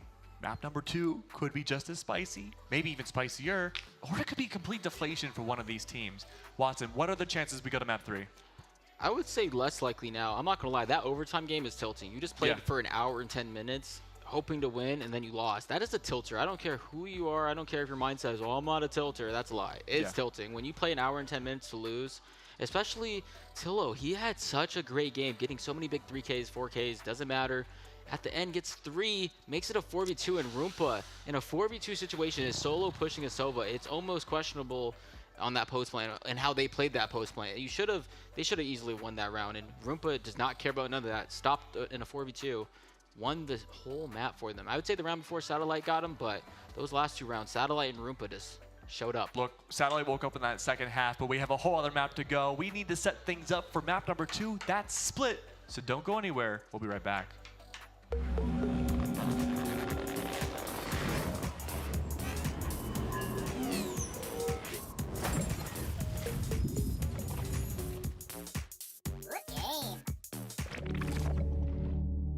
What did I want to be when I was growing up? I wanted to be a singer growing up. Growing up, I always wanted to be a baseball player. I wanted to be a veterinarian. I wanted to be a violinist. That is a crazy question because I legitimately remember saying famous. I'm considered one of the best in the world. First started streaming, my family was completely against it. Nobody near me was gamers. My parents, my friends, my family, I was the only one that was obsessed. To make it in this industry and to be somebody, you have to have the mindset that you want to be better than the next person. If I'm considered an athlete, then why shouldn't a professional gamer be considered one as well? It doesn't stop for me, man, and I know that's how you have to be if you want to be the greatest at the thing you love. And this is Wannabe.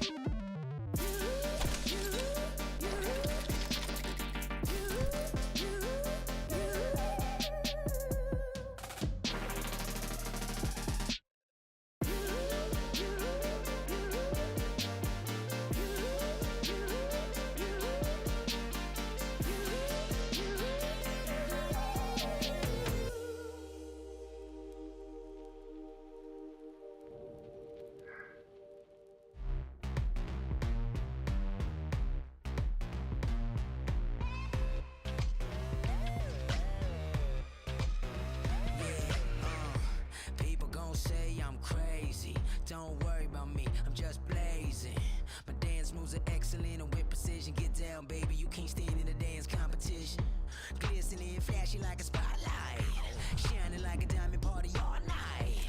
Tell me you love me, I wanna see the stars, eyes wide shut, then meet me at the bar. Yeah, right, yeah. You ain't ready, you ain't ready. I'm coming through the room, turn the bass out.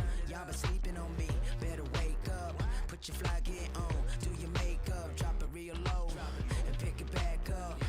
Excellent, bustin' with the best of them, simply impressive, no worrying or stressing out. I'm getting mine right now, put your shades on and let me show you how.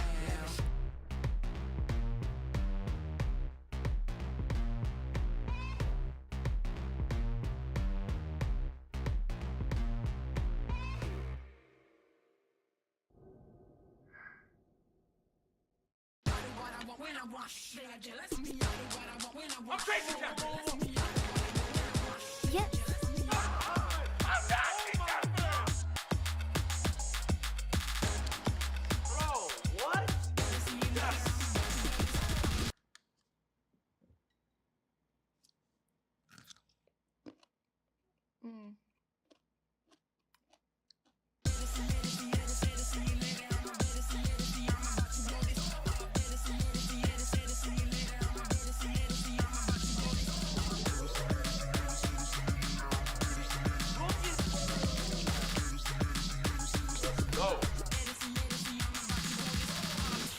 One more to go.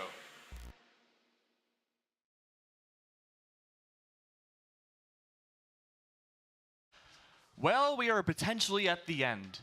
Potentially. Potentially. Yeah. It's been a great tournament, honestly. I know. It's been one heck of a tournament. I'm going to man. miss you. I'm going to miss you too. Hopefully we get to work together more often. I hope so. I hope some tournament organizer out there sees this and is like, I like this duo. Let's hire them. I'm with it. I'm with it. I'd go wherever you go. Yeah, I'm with it. I'm with it. Thing is, though, we don't know if this is the final map or not. True. That was a very, very close overtime win coming out from Van Lin. But again, that map was dominantly in Rise's favor up until the very end. Yeah, and I feel like they had a lot of those rounds, and it just, man, I hate to say it, but if you can go back to that one clip where Tillo had a 1v3 and had one bullet left, it's almost questionable to think, if he had a couple more bullets, would he have won the whole map? Just right there?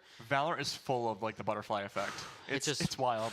I know he's going to be sick watching that later tonight. Yeah. And it's not on him at all. He had a great map, and his whole team played great. It's just sometimes you come up short in Valorant. Valorant's one of those games where it's like you think you have the map, and that's what happens in ranked all the time. You get these 9-3 leads, 8-4 leads, and then you guys get a little laxed, and then it's the other way. Hey, at least no one disconnected this time. Yeah, no one, only one tech, and it was like 5 seconds. So big shout out to the tournament organizers at HyperX. Everyone's been great. Yeah, super smooth event so far. Yeah, and I feel like we have just a great, staff here. Everyone's great. The people that do the cooking, the cleaning staff, everyone here is fantastic. Yeah. There's upstairs bathrooms, downstairs, private rooms. If you guys have never been to the HyperX Arena, I would definitely take a couple seconds to get here. It's definitely my favorite facility, but one of my favorite places to go besides the HyperX Arena is Split. This is going to be uncharted waters for both of these teams. Of course, they've played Split before, but not against each other. Icebox, we saw it last week. It went in Van Lin's favor. A little bit differently, though. But this time, the other map was banned out. Split is going to be a very interesting story. And you and I had a disagreement. You think Rise is the better Split team, whereas I think Van Lin. No, I said Van Lin. I think I said Van Lin. No. Yeah. Okay, look. Van Lin is I'll take Rise. Oh, really? You're taking Rise? I'll take Rise. Okay, you're taking Rise. I got to take Van Lin on Split just because Split's one of those maps where it's like, it's kind of like Ascent. If you scrim it enough, you're going to win a lot more. And Van Lin's been together forever, it feels like. Oh, yeah. They're gonna have a good map here. I would not be surprised to see if it ends 2-0 here. I would like to see Rise win to make it that third map. I want to go one more map. I'd be down. I want to go one more. I want to keep gassing. Please, Rise, win this map, please. I want to keep gassing. Of course, though, there are some other stakes besides the lion's share of the $7,500 prize pool that you could win. $3,500 is going to go to the first team. I believe $2,000 to the second team. And our third place team gets that $1,000 prize, which is still pretty nice. Oh, yeah. But third and fourth get 1,000. Oh, yeah, yes. But Very that's nice. not it. That is not it, though, because between Rise and Van Lin, the winner, the co-owner of the winning team, is going to get their team's logo tattooed on them. I don't know where. I don't know if I want to know where, but I would have to hide it. Yeah. I can't have that anywhere on my visual. Like, you can't see that visually on me. I gotta have that. Put on the cheeks. No, not on the cheek. That'd be insane. To have a tattoo on your cheek would be insane. It would be insane. It'd be interesting going home for Easter weekend at the family what's dinner. that? What'd you put on you? My grandma's gonna be like, "That looks interesting. Is that like makeup?" I'm like, "Unfortunately, not. It No, is the it's a Rise. birthmark. It's the Rise Esports logo." And she's gonna be like, "Oh, that's my favorite team." Oh, really? Is it? My grandma saying that would have me laughing too hard. Yeah, she's watching this right now. She's a Oh, diehard Valorant she probably fan. is. I wouldn't be surprised. She follows devoutly. But here's the thing, though. The losing co-owner has to pay for the tattoo. Imagine losing, and then with the money you kind of made, you're going to have to pay for a tattoo. That would be sick. Yeah. I'd be sick to my stomach. That's a double Reinvest loss. That's a into double itself. loss. But we'll have to wait and see. We're just about ready to get started with our potential final map of the entire tournament, Spike Drop 003. We might finally get to see who the real... I don't really know what the lore of the tournament is. Who the real spy hacker man is all on. We know it's Austin. Yeah, Austin's actually the one behind everything. He actually has a secret. He's the one that started the game. He hasn't told us anything. He's actually one of these players. I just don't know which one Austin. If you had to guess, who gives Austin that Austin vibe? I would honestly say. I would say it's the one not like the other. That's going to be Zeke locking the ISO. Oh, man. Zeke, I mean, he's hovering ISO. He hasn't locked in yet.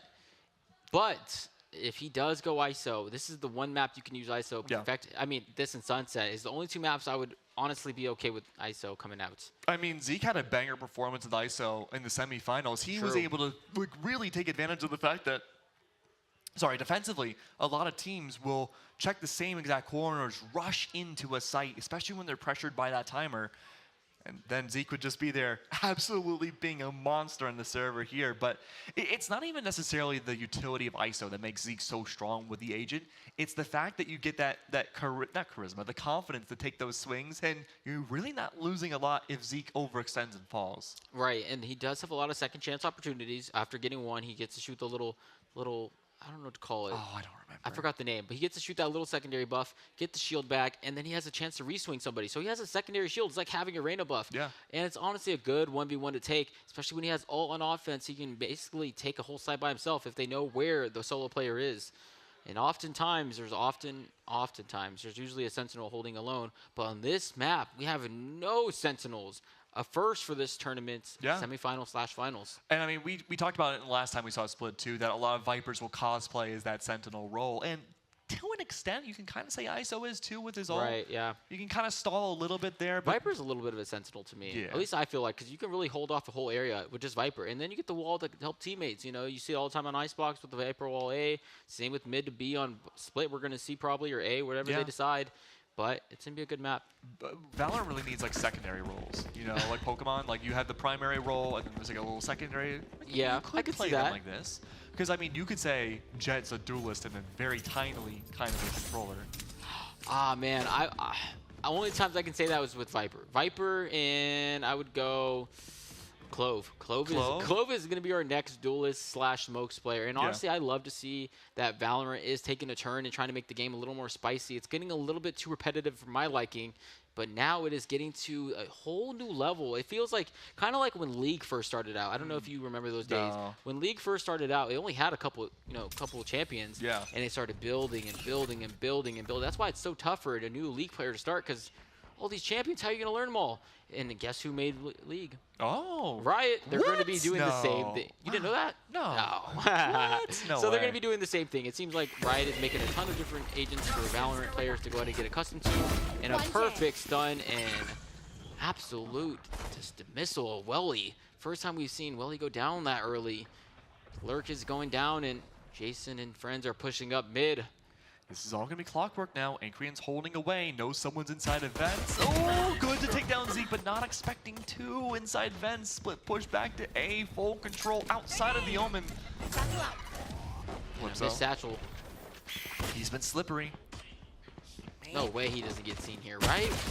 Tillo with a big kill. Calypso's going to go ahead and get one. Spike down 7 A. bullets. Does know where Jason is. You just heard him Satchel. Tillo with another. He does know where Tillo is too.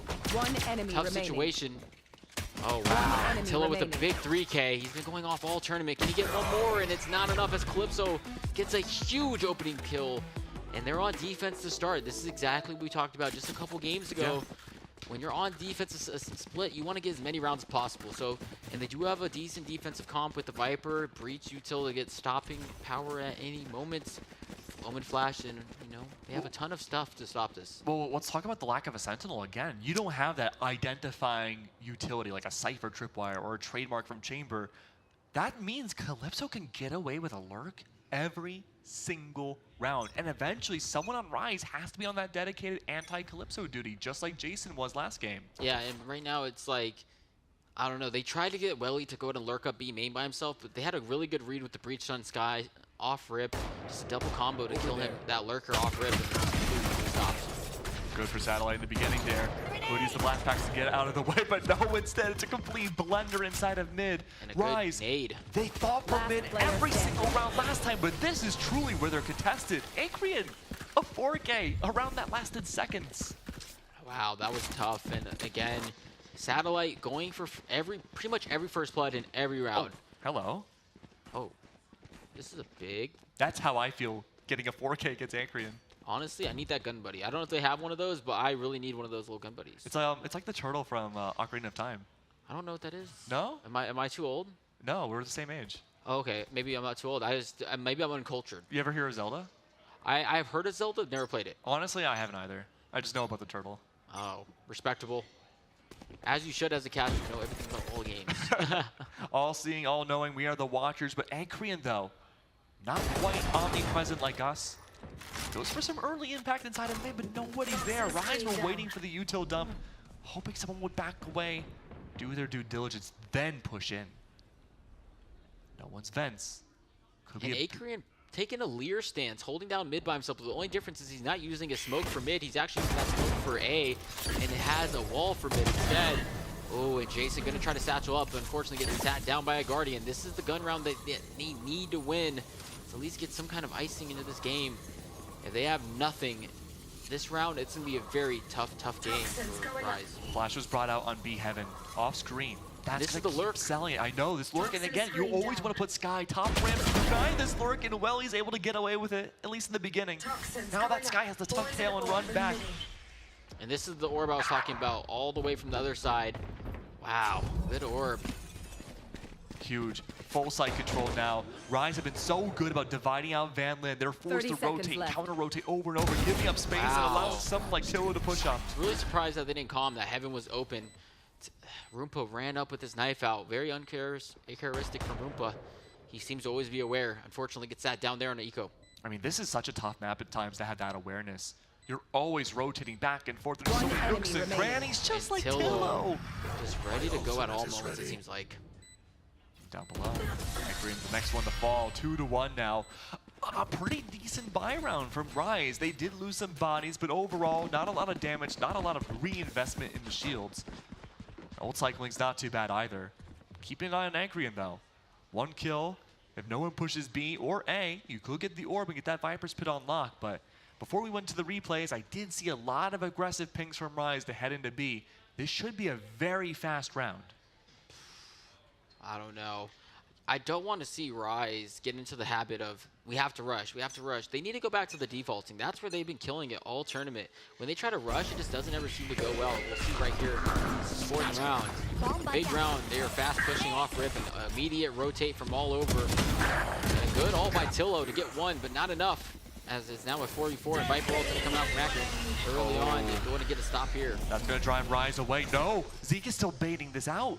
Trying to be that distraction factor, keep as many of Van Lin on site as possible for But look on the other exodus. side, Roompa already ready for an A push, and if any lurkers are pushed up, he is 100% ready for this. So they can't go A, they can't go up mid because there's two holding mid, and a double swing's about to happen to them.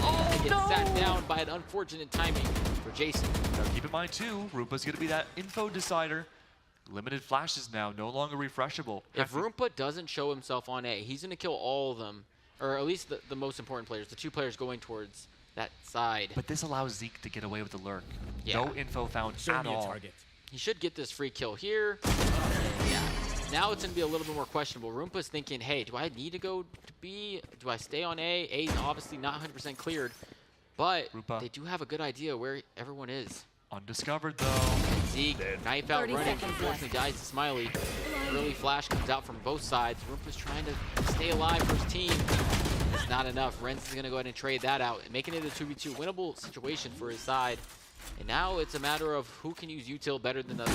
Yeah, where's this breach util at? Aftershock already used. Are there any flashes or stuns available? Back up!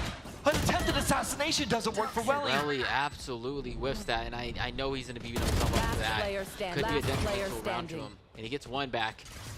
And the bomb is not planted for him, so he's going to have to do some serious work here. If there's a flash or anything, he's going to be put in a tough spot. And a flash comes out, swings, and Smiley absolutely played perfectly.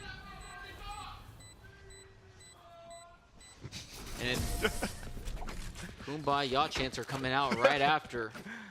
Great diffuse there from Van Lin. The fact of the matter that Rises... This timing. Yeah. Brutal. That was brutal. That may have decided the round right there. Because otherwise, we could have seen a reality where Jason at least takes the fight, beats out the Omen, and then gets traded out, sure, but at least that disrupts a lot of that prowess inside of mid. Right here is just so tough. He needs to get that kill and run away, make it a 2v1 instead. He just whiffs, and oh man, that's so unfortunate for Welly. Welly's been playing so fantastic all weekend, and when they needed him most, he unfortunately comes up short. Look at this investment from Roompa. That's going to be the judge. He's going to hide inside events. Again, expecting now that Rise is going to full push into here and take these fights to rotate A. I mean, it seems like all eco rounds Raises have been going into this event, whether it's K-Size, whether it's Jason, even Satellite. It seems like all eco rounds are Smiley? just, oh wow, Smiley? back turned. They're not checking him. Wow. Tillo could have got a free kill and a free gun, but unfortunately falls short. And Tillo, oh wait, did Zeke just pick off a Judge? Wow, Judge in hand, and Zeke somehow gets the better with the Guardian. Yeah, he overextended a little bit on top of ropes. Zeke had a Guardian too, a little bit more accurate. A little bit of lax gameplay from Van Lin. It's like Smiley was completely back turned, and then Roompa uncharacteristic to die to a Guardian. It was a miscall. Maybe a miscomm. Maybe miscomm. That would be the best case scenario, because you don't want to see anyone becoming lax and not paying attention. That was very questionable. But look how ripped apart Van Lin are in these defensive rounds. They are rotating the entire map at times, and a 2v1 is better than a 1vx, but still Calypso. Spike planted. Look at Calypso. Like a snake. Wow. Calypso. And he's going to go in this ult with the full mag, and I bet he wins this fight. You can just feel it. Wow, Calypso. It's too easy for him. I'm trying to tell y'all. Calypso is feeling it. He wants this tournament win more than anybody.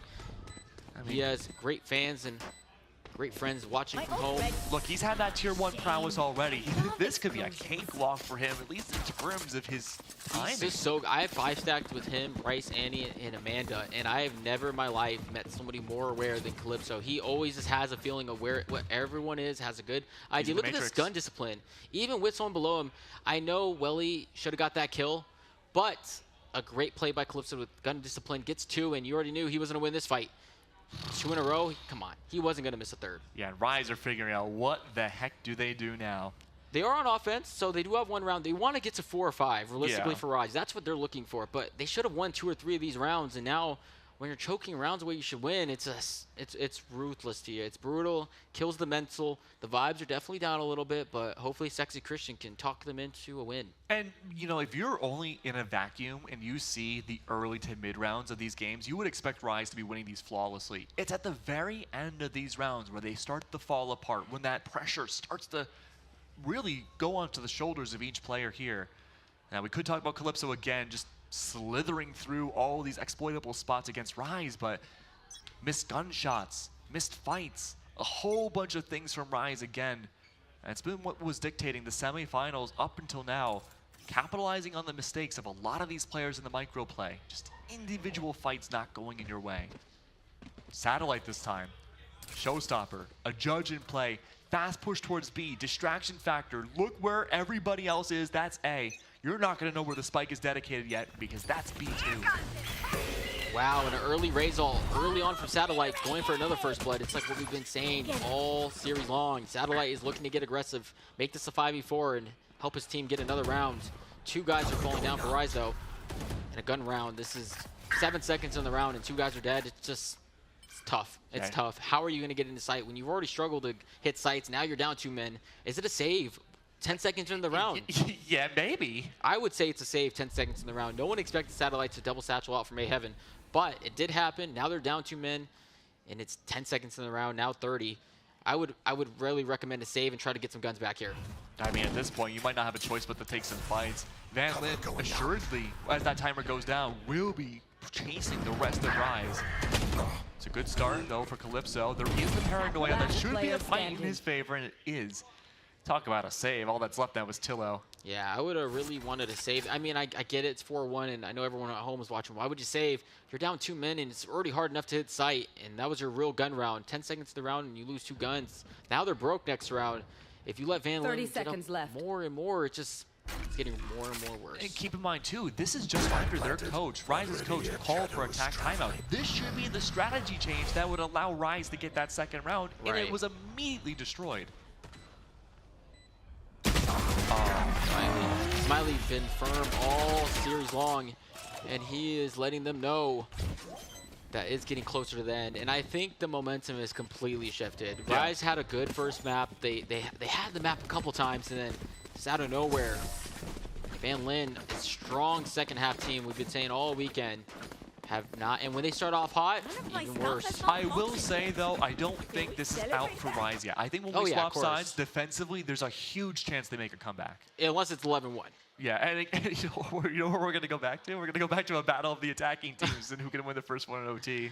Oh, I hope so. I really hope Rise has a chance to come back. It just seems it's like everyone's starting to take ones, like everyone's trying to try something, get a little desperate. Tillo's still having another great series, 2 series in a row, or 2 maps in a row. He's just dominant. And now Jason, Stinger only, should be going for the showstopper play now, but A-side's completely empty. Full expectation from Van Lin is, yeah, expect Jason to push in so fast. Welcome to my Viper ult world. is going to be invested here. Oh, but look at this though. Spike Rolling planted. Thunder is set up and ready. Depending on the timing, you wait that out. Everyone's going to rise above that Oh, they're about to Viper ult or breach ult this and absolutely dominate. Everyone goes into the sky. Yeah. And everyone was hit though. Destabilizing. Nice for util. Wow. Jason being hit by everything under the sun, including the sun itself. Wow, Zeke with a full running Stinger kill, making this a little more interesting. 2v2 situation or 3v3 situation as trades come out. And Akron getting as many as he can with the big 3K by Akron. He's gonna keep on pushing and he's gonna go for 4 as his teammate Roompa helps him. And the game gets more and more dark to the side of Rise Esports. So, this might be a little taboo, but as someone who's played a lot of, Radiant ranked, you played scrims, you played tournaments, we have seen in internationals double timeouts in one half before. They never end up well. I wouldn't call another timeout. There's no point. No. Is there any opportunity ever to go for one?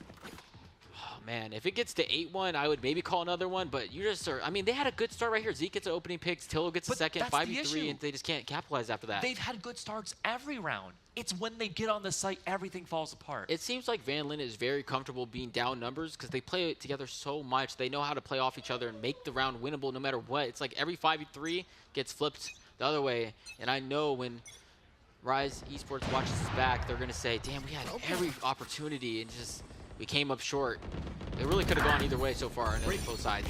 Oh, good contingency coming through, but again, they made a trade, complete try, and no one was there to help. Again, Smiley.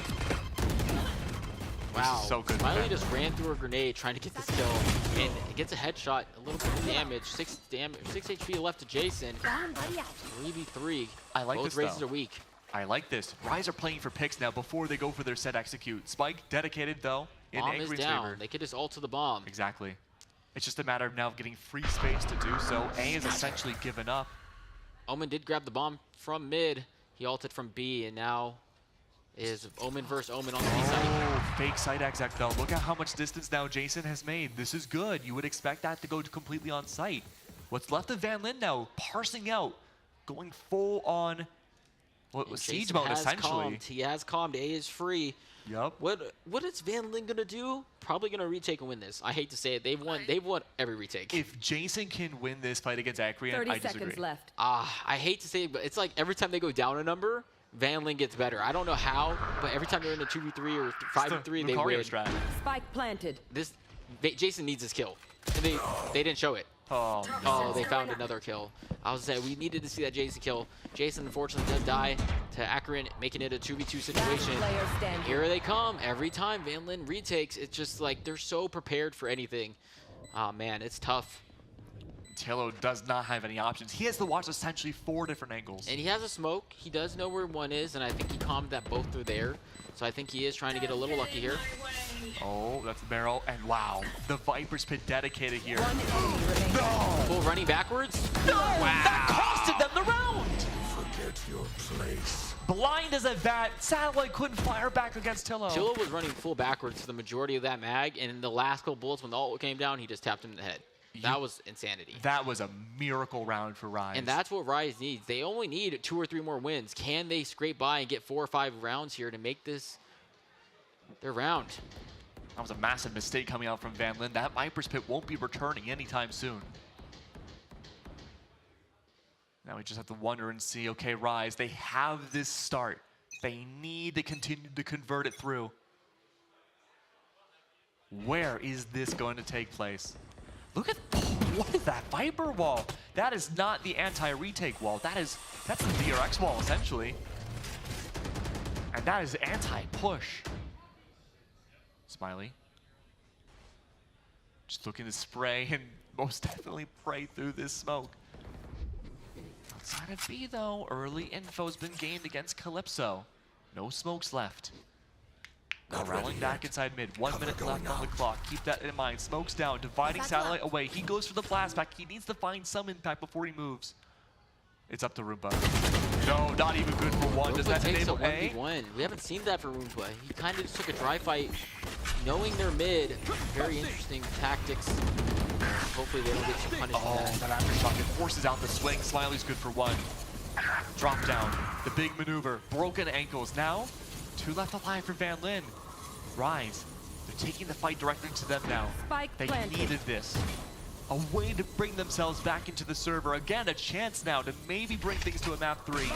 It's an early call to ISO wall. And there's that ISO wall we were talking. Wow. Smiley wins it out, but look at this, the camp's body. Yes, it's the trade. Yeah, this is what we were talking about earlier, how big the ISO wall can be. No matter, even if you die in the ISO wall, your body's stuck there. It's pretty much a free kill. Kind of like Phoenix Ult. When you come back, you're pretty much stuck there for just a second and you're dead. You know, it's really interesting that we're seeing ISO in this tournament because Tens just made a tweet like an hour ago being like, okay, this is what I would change about ISO. One of the changes was, okay, don't have his body immediately go where he ulted. Put it like a nearby corner or like a more generally safe zone. And that could change everything for someone like Zeke. What a swing by Smiley first off, though. That was incredible. Well, no smokes at all mid. Oh, what a dangerous game to play. Instead, it's going to be the stun. Hopefully then some sort of swing coming out for the Rays. And Rise is getting a little more excited. They only need a couple more rounds to make this a very competitive second half. Yeah, they're not hesitant anymore. 2 round wins in a row can change everything here on Split. A 3-stack outside B main. Till's looking for the double swing. Expecting to go wide. No. Timing. Oh, it's bait! Beautiful for the timing. 2 HP off of Calypso. Chance to heal, though. Sky Util. Keep that in mind. Double cross, though. Zeke uses this time to parlay their way up into mid. Sorry, Heaven. All the while, though, there's another Angel up on A site. It's Welly. This is huge now. Zeke can play anti-rotate on B. He has full defensive spawn control, and Van Lin are none the wiser. They're down bodies, too. It is a save round, yes. You need to convert these rounds if you're Van Lin. 6 is not enough for grand finals. That's another for Zeke. Maybe make that yet another, maybe a third under his belt. Oh, a single pixel, Zeke. A single one. But it's not worth the fight. At this point now, it's all lock and key shut by Van Lin. Not a lot of opportunities to bring this back now, at least for this round. But because they're waiting so long, usually what happens is this promotes the timeout to the next round. Yeah, I wouldn't be surprised to see a Van Lin timeout. 3 rounds in a row on defense is pretty rough. I know it's an eco round, but it's something we need to talk about. They need to get 8-4. I think one side needs 4, one side needs 8, and to make it a competitive half. And I think we're going to get a long, drawn-out game after that. Oh, yeah. I completely agree. Because compositionally, there's not really major differences off of Rise. You're swapping out a reach for an ISO, and, you know, depending on what your philosophy as a team as a whole is, that can be negligible. It can be the same thing. I think both sides are offensive. You know, neither side has Sentinel. I mean, Breach is obviously just a great agent to use on offense Split. So annoying to go against, really. But the order of how you strike offensively is going to change depending if you have a breach or not. You need to have those extra flashes to initiate the attack, and now Rise, they have 1 set less of critical flashes, but they do have a line of sight denial, and that's the wall. Right, yeah, and I agree. Oh man, this is tough. This is going to be one of the better games we see today for sure. Great anti-retake protocol wall again. If you watch VCT, you'll see Sentinels oftentimes when there is a spike drop on this site with that wall, they will go purposely to random retake. I've got your child. Wow, Jason with a big 2K. Good satchel usage. Honestly, very good Raze ult. Unfortunately, Raze ult is terrible because Riot hasn't fixed it yet. But that's okay. I honestly think that Raze ult should have got a 3K. All good by Jason. He's very happy with that round. As they get inches closer to 5. 5 to 6 would be great for the side of Rise Esports, who was down to 6-1 just a second ago. And Calypso's stuck in the middle of it all. Z, the assassin, good for yet another. It seems like he's the lurking Cypher, but just as a cosplaying ISO. Yeah, and Zeke was not this lurk heavy in the semis. Oh, never. I never saw Zeke lurk. It was more anchor, yeah. And now he has this fluidity because, again, there's no Cypher against him. He has free range. Talk about cosplaying, right? You can cosplay as Calypso here. Take advantage of the spacing that the enemy team is not. Another round in the favor of Rise. And Rise has done their job. 4 to 5 rounds on offense is what you're looking for against a very skillful team like Van Lin. They are very happy with what's gone on, and everything more is icing on the cake. One more round would be extremely, extremely nice for Rise. And if you're Van Lin, you're just praying to get this last round. Van Lin, remember the great words of Edu, second half team that could be the factor that they need. I mean, this has been an aggressive stack the entire tournament. They have the option, willingly choose to attack first when they have their vetoes. Now, whether that's to get the attacking side out of the way, that's up to Van Lin, but they have shown that they're great at being oppressive, can control a site within seconds. Zeke is 1 point away now from ISO. On the attacking side, that can be good to remove critical figures away to allow a fast push in. You get rid of that Sky, no flashes against you, except for the breach top heaven. He's got to get the kill first. There's a judge. My favorite. Yeah. Gotta have a judge. If you're not judging on Raze, you shouldn't play Raze. Yeah. Bold take. Woohooja type beat over here. Honestly, there's a reason why Raze is so powerful with shotguns. It's just the flying factor. That's literally it. Yeah. Flying at someone's face with a judge or a Bucky is literally one of the greatest feelings in the world. I encourage all my Valorant players to please give it a try. Oh, that's one. And there's one. Satellite had done the same thing. He was flying around all over Icebox. Now he's got an even better agent to do it. And now he has a gun. Yeah, making it even more dangerous. 5v4 situation. They would love to get this map. Obvious breach ult gonna come out and go ahead and get another. Good flash to stall just for a couple more seconds, helping Jason get a better angle. He's gonna go ahead and get one. He's gonna be fighting with Renz and hoping another one swings. It is now a 4v3 situation as Rise tries to inch their way closer to 6. Again, Van Lin, they need this advantage going into the attacking half. Wow, They just need a few more Jason kills. with a big kill. 3v3. Renz right behind him, and they're just going back and forth. Welly watching the back, and is a 1v3 situation as a shotgun is in hand, gets one. HP. Stall, no time. Rupa, pad your stats. He knew it was over. 6-6. Van Lin and Rise are going into the second half, and it's getting dicey. Neither side is defensive heavy. Both sides are offensive heavy on the comps.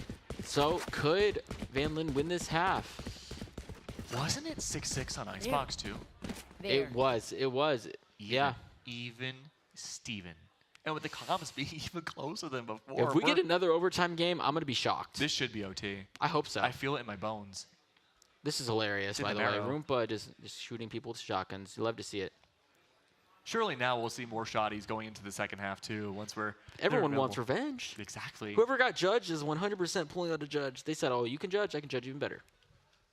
Akrian's top fragging the entire lobby. A Viper no less. 14 and 10. Had such big impact on their original side, their defense. Now over onto the attack. Satellite's in.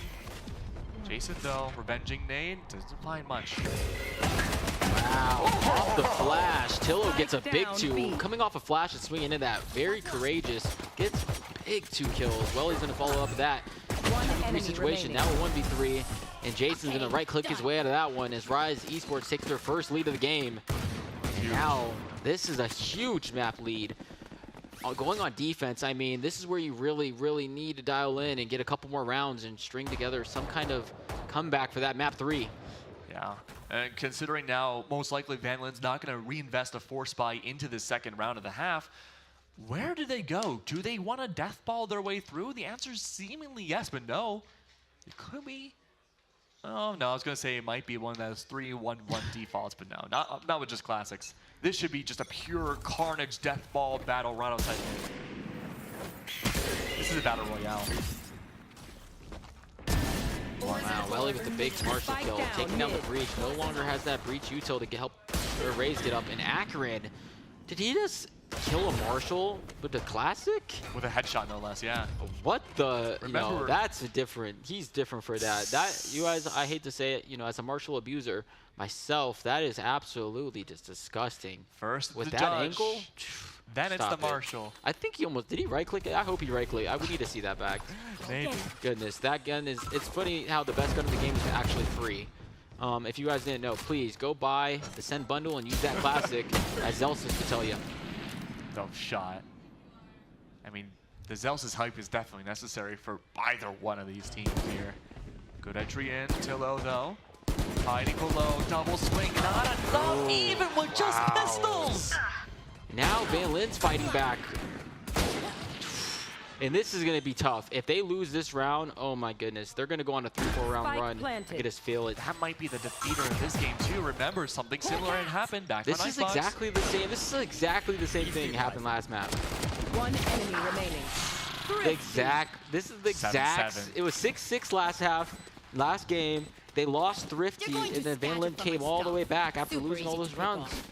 What is happening? Van Lin, they want the deja vu and the jamais vu at the same time. They don't want this to ever happen again. They want this victory 2 times over. And Tillo trying to get this back, but an unfortunate whiff and a double swing from the other side. It is just impossible to get that win. This is tough. So tough now. It's crazy how they won that round, and I'm not blaming anyone. But, well, he did get a first pick. Why not run away? You already took out the breach util. He re-swings an accurate and gets absolutely sat down by a classic. Now you're on safe. I don't think he wanted to give away mid control. And I get that, but you have Viper Mauls, you have smokes, there's so much util you could use rather than dry swinging. You know what I mean? Yeah. It's hindsight, but they definitely need to focus on not getting too greedy after getting a big first blood. First bloods should almost guarantee the round win 80% of the time, and it's just not paying off here. And wow, Zeke with a big kill right back. Did he even know he was there? Did he just pre-fire that? Does that mean now Rise should have an 80% chance of winning this round? No, they should. But not those guns. But they're shared. I don't know. Van Lin just won a Thrifty. Oh man, if they give up this round, dude, we might have a dogfight. It might just be back and forth. Oh my goodness, Yeah. It's one of those games. This is tough. So much on the line. Split push B side. No Viper wall for supplementation in the post plan. That's gonna be so tough for anyone holding main. Easy retake capabilities for Rise. Down a body to Van Lin. They're setting themselves up for trouble, even with better weaponry. Spike planted. 4v5. Rise is gonna try to eco back. As Satellite and friends are ready to go. One's holding CT. It's kind of almost impossible for someone with the Sheriff to push out by himself, and he's gonna give it a try, and he's gonna get sat down. And a good re-swing from the rest of the squad as trades go out all over the place. 1v3 for Van Lin. He does have breach util. Hail Mary. Something Smiley. Oh, it wow, was so Ren, close. and another eco. Oh my goodness. What did I say about an 80% chance first blood? I mean, Zeke with an absolute beautiful pick from Garage. I mean, that was detrimental for Calypso. He literally fell over like a bag of beans. Absolutely. And Rise, again, Van Lin, excuse me, they went into that post plant. No smoke utility whatsoever. They had to face raw gunfights no matter what. Such a good opening pick against Calypso. That's where things became dire. They had the Viper wall. They had the Viper, but Viper wall, or of course, already used early on. All they have is a Viper smoke to get out, and it's just not enough. Jinx. I'm surprised they didn't use a flash here. I mean, I get it, but 3 guys were on the bomb, or 2 on the bomb. Could have been a little different. Default now. Patience is most certainly a virtue, but I don't know. That could be the contingency wall coming out into the nade. It looks like Van Lin's forcing here, even after getting ecoed. Maybe they didn't get the script that ecos are, running the tournament. We've seen 4 or 5 ecos just in this series. Yeah. Like, and it's only been 2 maps. Very surprising. Oh man, good stun, just keeping everyone beaming at bay. All the while, Satellite deep inside vents. It's a good start. No flash. Keep that in mind. Flash is out A from both skies. Connecting information. Satellite's caught out. He's going to get yoinked, and he's going to get into a very good fight, and Zeke sits down Satellite. Very big first blood. Zeke was very happy with that one. He gets 2 back-to-back first bloods and trying to get his team out of the gutter. Enabled to rotate for the A main people too. Wow, and a good lurker by Akron right back, making it a 3v3. Trades come all over the place. Dog gonna see 1. Omen flash and smoke, and Omen's gonna get behind 1, and Tillo absolutely beautiful flash and teleport as Omens are going back and forth everywhere they go. And a missed teleport somehow gets out of there. Unbelievable. Smiley. Wait a second. Wait a second. Wait a second. They're not. Smiley. Smiley. Smiley. Smiley. Smiley. Smile for the camera. That's 1. Make that 2. Oh no, Smiley absolutely gross. Another eco. I mean, not an eco. They forced, but still a disadvantage on guns. And another one. That is the 3rd round in a row we've seen where the other team somehow pulls off just the most insane round. Unbelievable. I mean, Calypso, I don't think meant to teleport there. I thought he was going to go a little lower, and I think he just misclicked. And It's just craziness all over Chaotic. It's an even game again, 8-8.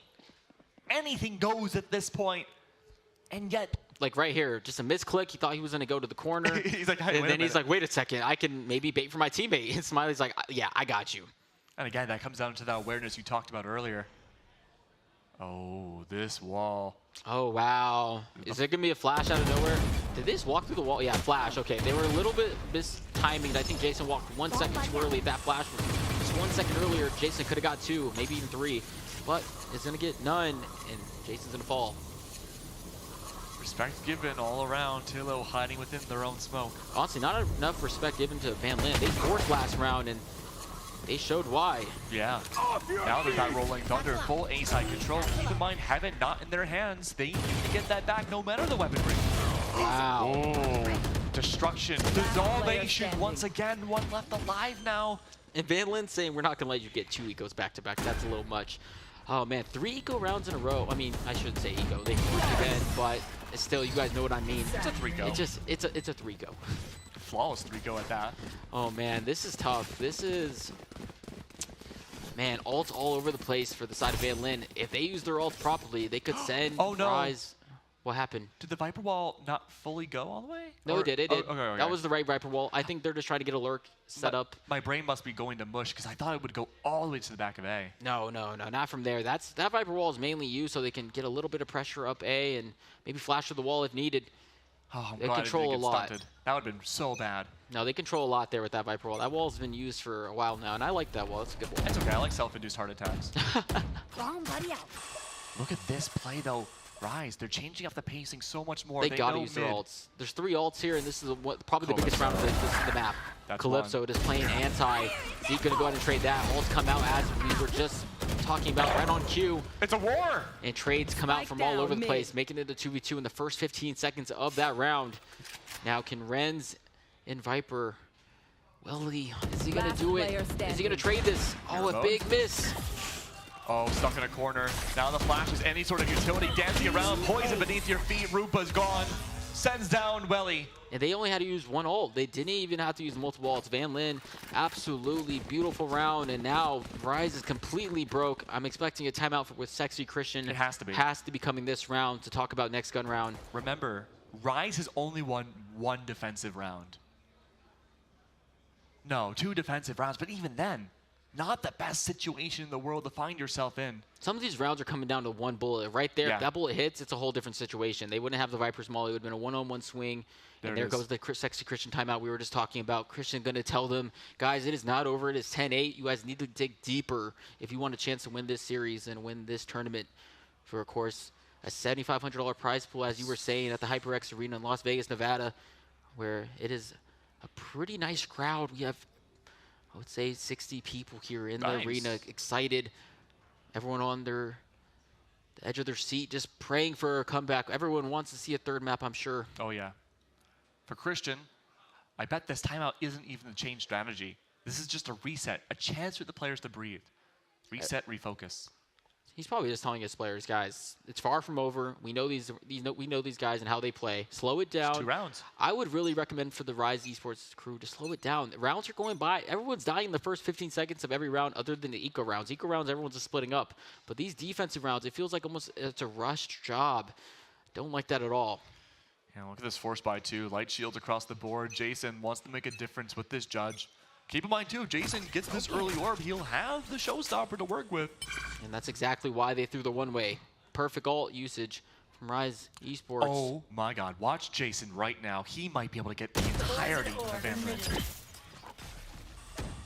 Oh, but they're running away. Back to sewers. No, the timing's lost. Calypso was waiting. He knew for a fact that something would happen off that ping. It is an eco round for Rise. I would not be surprised if they get out of this round. Seems like both teams are just ecoing everybody, and they have a good read. Rise is ready for this push. Man, they are stacking this site heavy. Viper's Grip has come down to this round. Already the TP off the Omen. Good for the backside. Satellite up one. Element control. Yes, nearly lost it. Zeke on the other side. Sheriff Omen. Can he be the runner of the land? No, not quite yet. There's a new Sheriff in town. It's Satellite. Van Lin perfect with the util. Everyone clearing what they're supposed to. Satellite satcheling away, so the corner didn't even matter. He didn't need to check it. Breach flash comes in, clears the corner. kills the rat in the corner. Do you bring out the showstopper? No, never. Not a 5v1. This is the thrifty eco round that they kind of expected to lose, but this is getting worse and worse by the second. Okay, just barely evading it, but not evading death. 11 to 8. And teabagging coming out by Smiley, letting everyone know they are 2 rounds away from winning first place. And this is exactly kind of what happened last weekend. 2-0 last weekend, and will we get another 2-0? Van Lin might want to fight early orb here. Keep in mind, Zeke has been so effective when it comes to this, when it comes to his ult. Kill contract, if you can deny this orb pickup here, you're getting early fights. You have the weaponry to buy up now. You need to make sure Aorb cannot go in Ryze's favor. Big stack up here, but guess who's on the other side of the map? No plans to be stopped whatsoever. That's Zeke to get that ult for free. Locking down mid, effectively locking down B. A site's the only way to go. And that's one. Trillo's gone. And what have we said all tournament? Can Satellite get more first bloods? It's insane. Dude gets every first blood. Honestly, if you guys are at home watching Duelist, you gotta watch someone like Satellite who is just so aggressive, great at space taking. Sometimes he falls, but it's almost like the time he falls, it doesn't really matter because he's making such a big impact already. ISO, who did he get? He missed. Missed ISO ult. No, he didn't. He got Calypso. Oh yeah, but Calypso ended up taking it back. Unlucky. At least it stalled out the smokes from the Omen just a little bit. Bought time for the rotate, but again, you're down 2.5 bodies. Make that even. Whoa, no, not just yet. Satellite's gone. Job was already done though. Good to even things up a tiny bit more, but look at the damage applied now. This round's already over. Van Lin already got ult down, Viper ult. It's 3v3. They're going to end up saving this. It was a 5v3. Ah, man, I don't know. It was 5v3, then 3v3, and they had about 10 more seconds to give a chance, but with Viper's all up, they decided to back up. It's a battle for overtime now. Even if you lose all your guns in the next round, it doesn't matter. It's over. If you're Van Lin, you're excited about this. You're up 12-8. I mean, you're on offense, but you almost want Rise Esports to take that chance and let them make the mistake first here. You don't need to go down and run it down and give the boys at Rise Esports a little hope. Remember, Van Lin's 1 round away from their co-owner getting that tattoo. Dude, that tattoo is going to be hurtful. But it's going to be something to remember. I know the Van Lin CEO is here. He is looking close on. He is right behind the boys, and he's expecting a win right here. This could be it. Van Lin now, final round, outside B, a fast rush in. Satellite wants to take down at least one, but not able to yet. Stalled out. Doesn't want to squander this opportunity.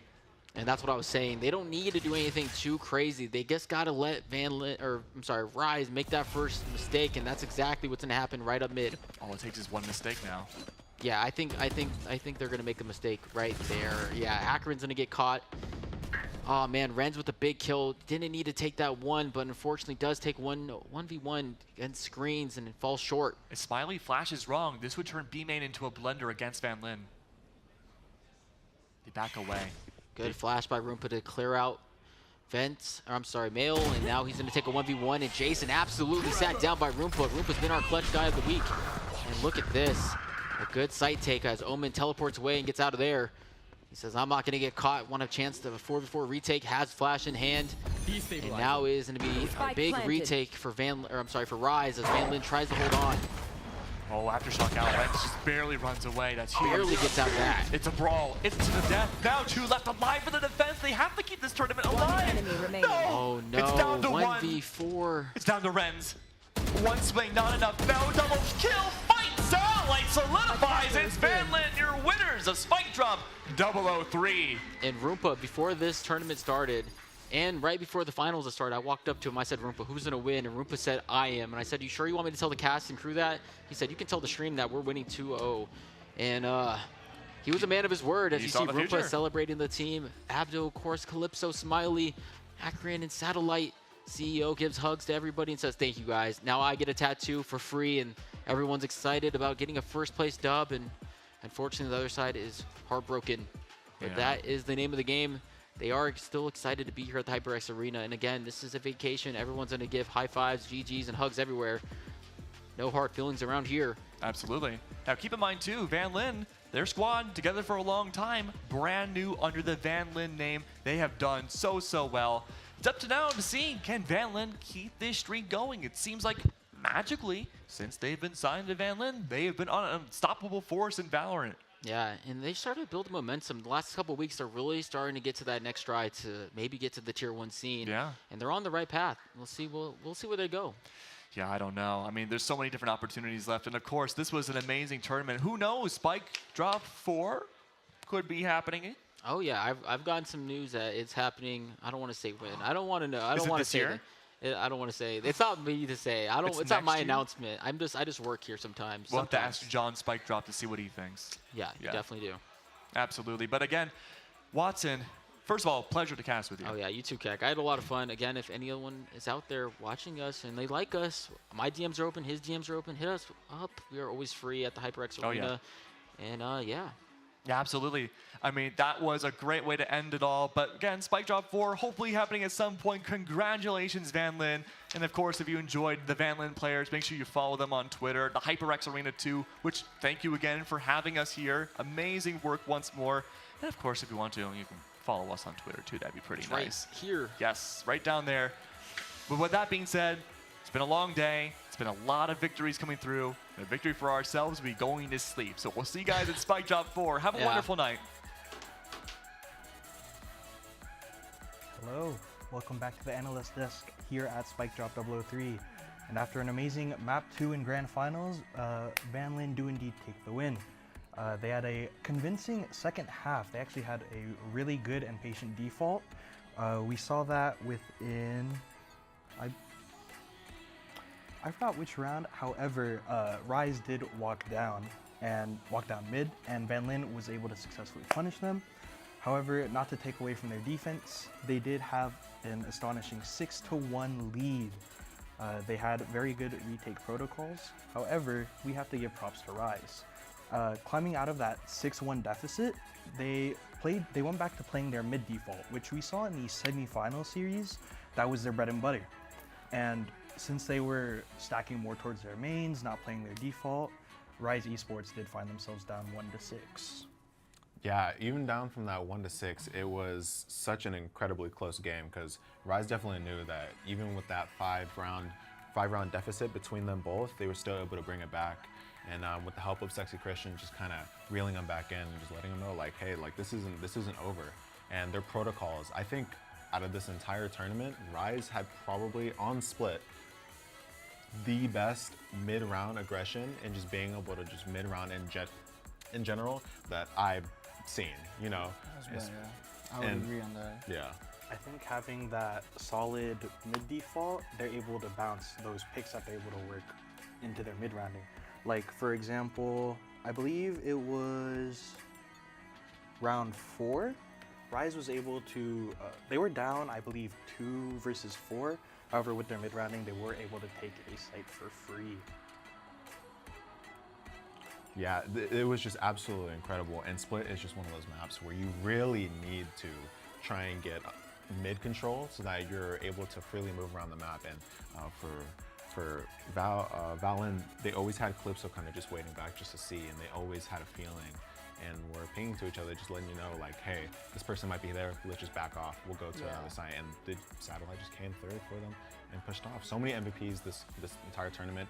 Big ups to Valin and them for winning the tournament, and big ups to Rise. You know, this was an absolutely amazing 3 days. You know, Absolutely. We've definitely seen some very, very quality games out of these tournaments, and yeah, we're just glad to be able to analyze this for sure. It's been a pleasure being able to analyze for you guys. Thank you so much. And yeah, we'll back sign to off Asti. here. Back to Asti. Later, y'all. I appreciate y'all for the throw. I'm down here with the grand winners, the big prizes in the land of Van Lin, in the land of sin. Big win coming through, and I just want to say, what a show you put on. You said 2-0. It happened. It was quite the journey to get there by the end, but I want to first make mention of that moment, map 1, where you're coming down from quite a deficit. What was the flip in the mentality and in the comms to really drive that icebox home? I would say it was mostly just us being composed, just having to focus up, making sure that we're all back on the same page. We're doing some plays that were not like the usual us. So I just took the floor and I was like, guys, no problem. We'll just take it back. Just remember how we play together. As long as we're basically peeking together, making sure we use our util. And we brought it back, and our duelist popped off at the end. So that's all him, Hey, a duelist matters. That's blood. Yeah, pretty much same thing. Like he said, I just told everyone stay composed. Like we've won these before. We've been together for a long time, so I wasn't tripping at all. I knew we had it. We talked a bit about how they had different players in the mix this time. Do you feel like that came into effect? Was that kind of throwing off the way that you approached them last week and you needed to switch it up, or? No, not really. It was just the same. Just play our own game and, let the games unfold. You know what I mean? Hey, I love to hear it. It was quite the show, like I said. And then there was this moment, of course, that we got to see in Split where they're starting to claw back. You made quite a lead for yourselves. They start clawing back. It never really felt like you were out of control. What was the change that you felt like really happened at that point where even as you're losing rounds, you never really looked out of form? We knew they were like kind of like nervous, like being a map down and shit. So we literally just said like all we have to do is just like play slow. They'll make mistakes. Like they'll just play into our hands. So that's exactly what we did. We just started playing slow and they started walking into our crosshairs. Easy game. Control the map, control the game, control the tempo. At the end of the day, it's very important, especially with a lot of people that have that much experience. Granted, Rise does have a lot of experience, but not as much as us. So as long as you have more experience than another team and you take it slower, they will mess up, they will make a mistake, and they'll just walk in your crosshair.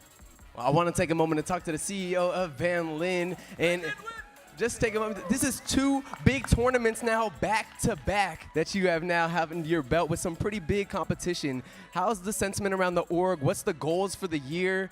I'd love to hear it. All I got to say is this started 3 years ago in Queens, New York. A 16-year-old had a dream.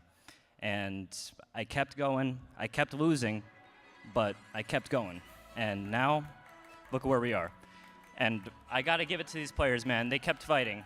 They kept going. And that's the reason, the number one reason we picked them up is their resilience. So they embody what our org is. I want to give a huge shout out to Adrian/Hesperia, our esports director, who found them in the first place, reached out to them, got them here.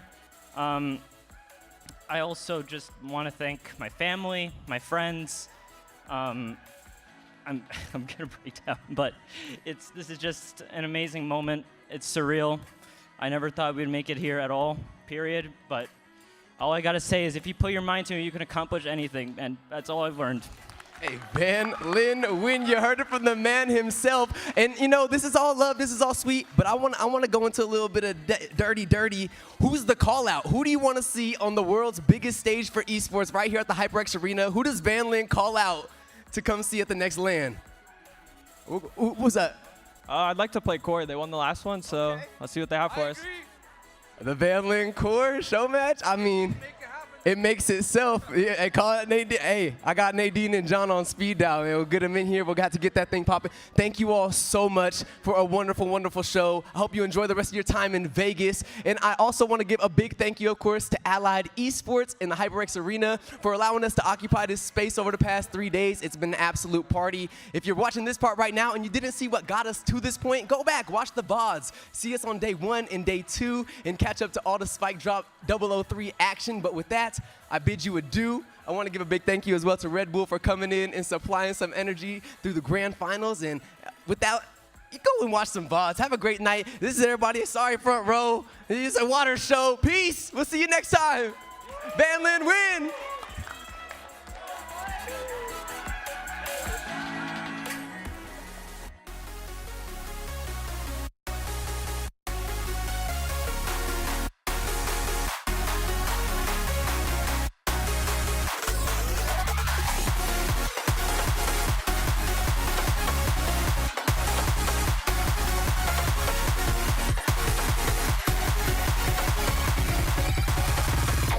Simulation. Error. Smoke 'em!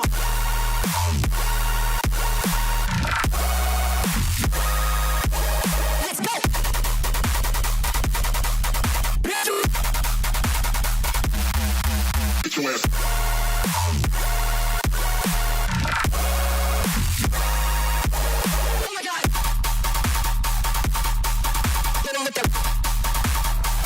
Welcome back.